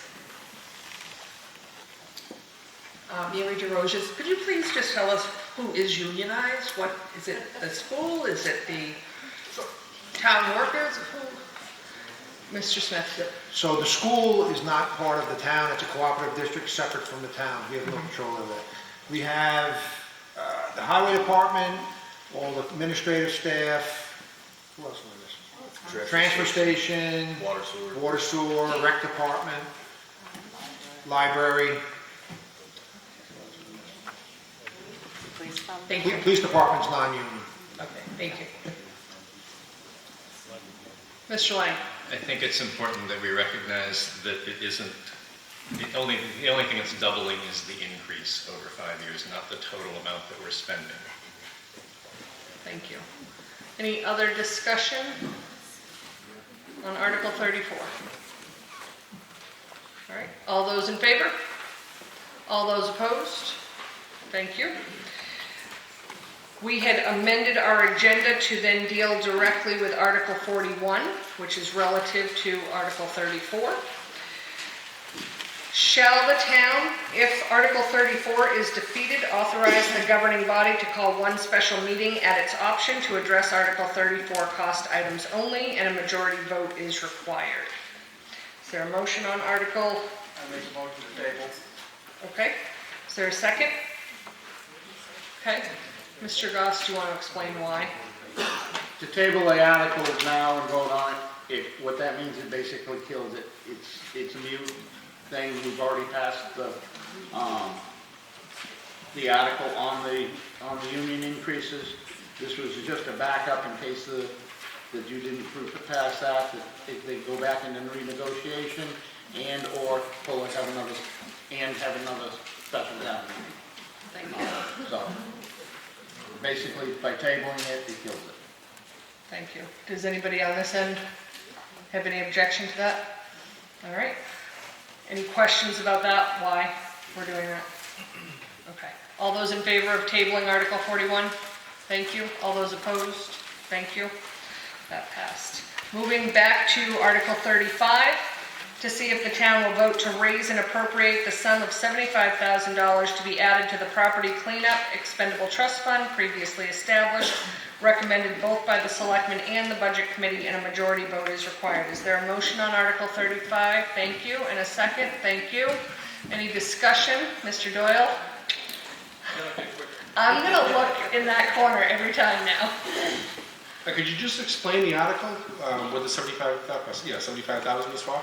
And David Doyle, Center Ossipee, sorry. Thank you. Mr. Smith? Thank you for the question. So this was created last year due to the amount of zoning enforcement that's occurring with, I'm going to say, some nightmare properties. And what we have to expend expend an enormous amount of money to clean these properties up. This money does come back to us. We expended $75,000 last year to clean up one property alone. It had 10 to 12 feet of garbage, multiple trailers. I mean, it was an utter nightmare. We're going to recover those funds once the court awards us the ability to do that. But without this money available, you can't do zoning enforcement properly, or it would have to be taken from other parts of the operating budget. Thank you. Mr. Doyle, follow up? So the town is paying to clean somebody else's property up, and then the court's going back after that property, and if the person doesn't pay? Correct. So this one particular property, we're going to be taking ownership of it once the court awards it, and then we will be selling that property at some point. Okay, so there'll be an auction of some sort? Correct. Or We'll something recover like the that? funds that way. Correct. Okay, very good, thank you. Not just cleaning up people's yards. Right. Yeah. Should I get the list? So we can do mowers for. Mrs. Lang? I was going to ask you where the money would come from, because some of these people are pretty destitute at that point. Mr. Smith? So it would be generated as a lien on the property, or we take possession of the property. And then sold? Correct. Any other questions or discussion? All those in favor? All those opposed? Thank you. Moving on to Article 36, to see if the town will vote to adopt, oh, we did 36. Nice. I missed my check mark. Article 37, to see if the vote will vote to wow, it's getting late. To see if the town will vote to discontinue the Whittier Covered Bridge Expendable Trust Fund created in 2008. Said funds with accumulated interest to date of withdrawal are to be transferred to the municipality's general fund. This is recommended both by the selectmen and the budget committee, and a majority vote is required. Is there a motion? Thank you. And a second? Thank you. Any discussion or explanation on Article 37? Yes, sir. Chris Burke, West Ossipee. Just for clarification, does that mean that work will stop on the Whittier Bridge restoration, or that it'll be paid for out of some other fund? So, Mr. Smith? Yeah, thank you for the question. This has $724 left in the fund. This was from the construction and restoration of the bridge as it now sits. So we're just discontinuing that fund because that project is completed. Mr. Doyle? Dave Doyle, Center Ossipee. Quick question, is there an account or a fund that's in place now to maintain that bridge? Not yet. We just got it across the water a year and a half ago. Okay, well, this is a very historical piece in the center of all of Ossipee. And, you know, I know people do go up there. I've actually been in for the first time, which was awesome. I was like, wow, this is great. I'd hate to see this lost. You know, I didn't know if there was future going to be some type of grant or some type of funding to maintain it. We do have an additional bridge fund which we voted on it already. Right. Okay, I didn't know if that was for maintaining the Yes, travel it could be, yes. Okay, thank you. Thank you. Any other questions or discussion? All those in favor? All those opposed? Thank you. Article 37 passes. Article 38, to see if the town will vote to raise and appropriate the sum of $2,000 for waste station for the purpose of continuing to provide safe, welcoming, non-judgmental space and supportive services for the homeless and housing insecure of the Mount Washington Valley, submitted by petition, not recommended by the selectmen or not recommended by the budget committee 2 to 6. A majority vote is required. Is there a motion on Article 38? Thank you. Is there a second? Thank you. Is there any discussion on Article 38?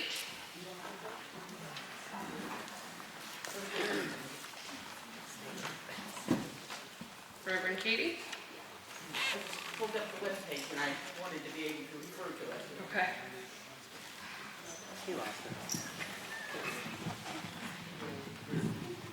And Katie, West Ossipee. I am also the person that facilitates a Zoom call between the Eastern Slope Clergy Association.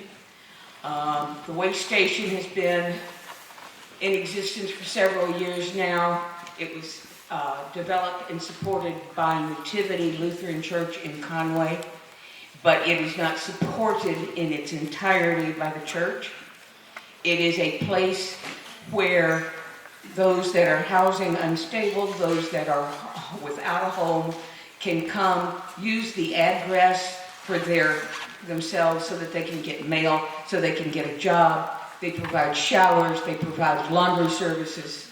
They also have food. They provide cold weather tents when people can't find a warming shelter, sleeping bags, those kinds of things. And it's $2,000. I mean, really, $2,000 they're asking. And they are asking for grants from all the communities in Mount Washington Valley. And I just can't believe we can't cough up $2,000. Reverend Katie, nobody has said that they're not going to, so let's just stick to the dollar amount and what we're asking for and why. I was just disappointed in the selectmen and the board that they did not recommend it. So if we would like to ask them why they're not recommending it, let's do that before we have. Okay. Mr. Smith? Thank you for the question. So this warrant article came in last minute, the day before the closing of the warrant articles. The Board of Selectmen took a position. Meeting was on Monday, the deadline was a Tuesday. We weren't meeting again to not fund any additional monetary warrant articles that came in after our meeting because we were not able to review the actual warrant article itself or the organization that was requesting it. The normal process for outside agencies is we put out it on the website, we send out a package, they submit it to us usually by September, October with all their financial records. The board has a strong discussion regarding the organization as to whether or not we fund it. Then it goes through the entire budget process where it gets reviewed and discussed. But this agency or organization had no discussion with the board, none with the budget committee. In my opinion, they should come back next September, October in the next budget process, reapply so we can get the vetting it deserves for the board and the budget committee to determine if they deserve the funding or not. So that was the reason, because it came in the day before the closing. Thank you. And does the budget committee want to respond? Mr. Keyes? I'm going to get off real easy because I was one of the two that voted for it. Thank you. Does anybody who voted against it want to respond? I say voted against it. Again, it's the same thing as what has been said by the selectmen. It was brought out in at the last moment. We did not have a chance to find out any information about the program or anything. It was just got dumped on us at the last minute before the hearing. And it never came before the budget committee until the night of the hearing, actually, that we had to vote on it the half an hour before we had the public hearing. I'm just going to remind everybody, it's not just about the words we use, it's the tone we use as well. And I've pretty much had enough of the negative tones from both sides. So, that's why we did it. Ms. Gagnon? I just want to speak about homelessness in our area. The way station served 28 people from Ossipee this last year, and they are in the Mount Washington Valley. They're in North Conway. They're choosing to serve Ossipee residents. They don't need to. And if they're only asking for $2,000, it's not a lot. And I just found out today that there's another apartment building here in Ossipee that is evicting 10 families because they want to change their rates or something. I'm not sure the whole story. But that's 10 families. That's similar to the apartment fire that happened 4 years ago that displaced 15 families. And nobody has anywhere to go. There isn't anything available. Our vacancy rate is 0.0%. There's nowhere to live. And the cost of housing is at least $1,800 to $2,000 a month just for rent, no utilities. So this is a really important service, and I think our town needs to take it serious. Thank you. Mrs. Lang? My question was, how do Ossipee people benefit from a program in Conway? But I think you pretty well answered that. So do they come here, or do our people go there? Or, I guess, where's the physical place for it? Okay. Ms. Gagnon? I'm sorry, I almost over. So we have the Ossipee Roundtable here in Ossipee that is a networking group, and all the different agencies kind of come together and talk about these issues. So when the way station comes and they say, hey, we have a service now, they usually partner with other agencies to provide that service, whether it's transporting people or bringing the service here into our community. And they also are doing a cold weather. They have funding to do cold weather care for people. So it puts people in hotel rooms, and they've worked with different hotels throughout Carroll County to provide this. So if somebody in Ossipee needed somewhere to go on a cold night, they can give them money to stay somewhere. Thank you. Mrs. Lang? No, Any thanks other for follow-up? clarifying. Any other questions or discussion? Yep, Mr. Oakes? I just want to let everybody know that our bike program, we give a lot of bikes to Waypoint now. It's a great organization. They really do a lot of good for the community. So I support it. Thank you. Any other? Yeah, Mr. Stewart. Bruce Stewart, Ossipee. I just want to remind folks regarding the responsibilities and why we have a select board, a budget committee. Not that we always agree with them, but there's also protocol that they are in place for to protect the interests of our town financially. I just think we need to remember that. If something wasn't done and the protocol wasn't followed, it's up to these individuals who we trust, who we vote into office, to oversee that and take the responsibility on of making those decisions for our townspeople. Any other discussion? Mr. Postel. Bob Postel, West Ossipee. Sort of as a counterpoint to what was just said, I've been part of many volunteer organizations over the years, and both private ones and through various municipalities, and you're frequently back against the wall trying to get something done. I'm not making excuses, but on the other hand, I can understand how they may not have gotten the stuff in until the day before the deadline. However, and so in that sense I agree with what was just said. However, on the other hand, they got it in the day before the deadline. It was in. It was on time. They may not have liked it when they had to review it, but it was in. It was on time. It's for a good organization, and they got it in on time. Thank you. Any other discussion? All those in favor? All those opposed? This passes.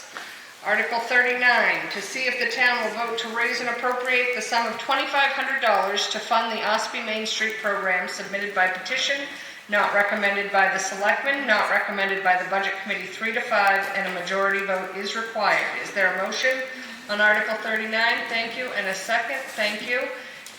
Discussion? Yes. Can somebody bring the microphone back to Mrs. Jacobson? Jones. Mrs. Jones, sorry. Just hold it, okay.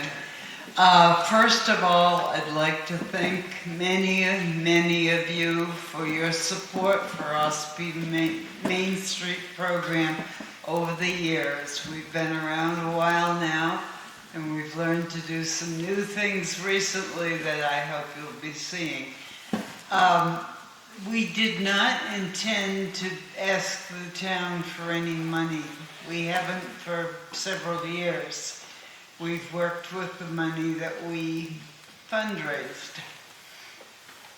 However, it became apparent to us that with computer program updates that we had to do, And the fact that we now have to pay for some of the things that shoveling, for instance, planting, the things that we used to be able to handle in-house now are beyond us. And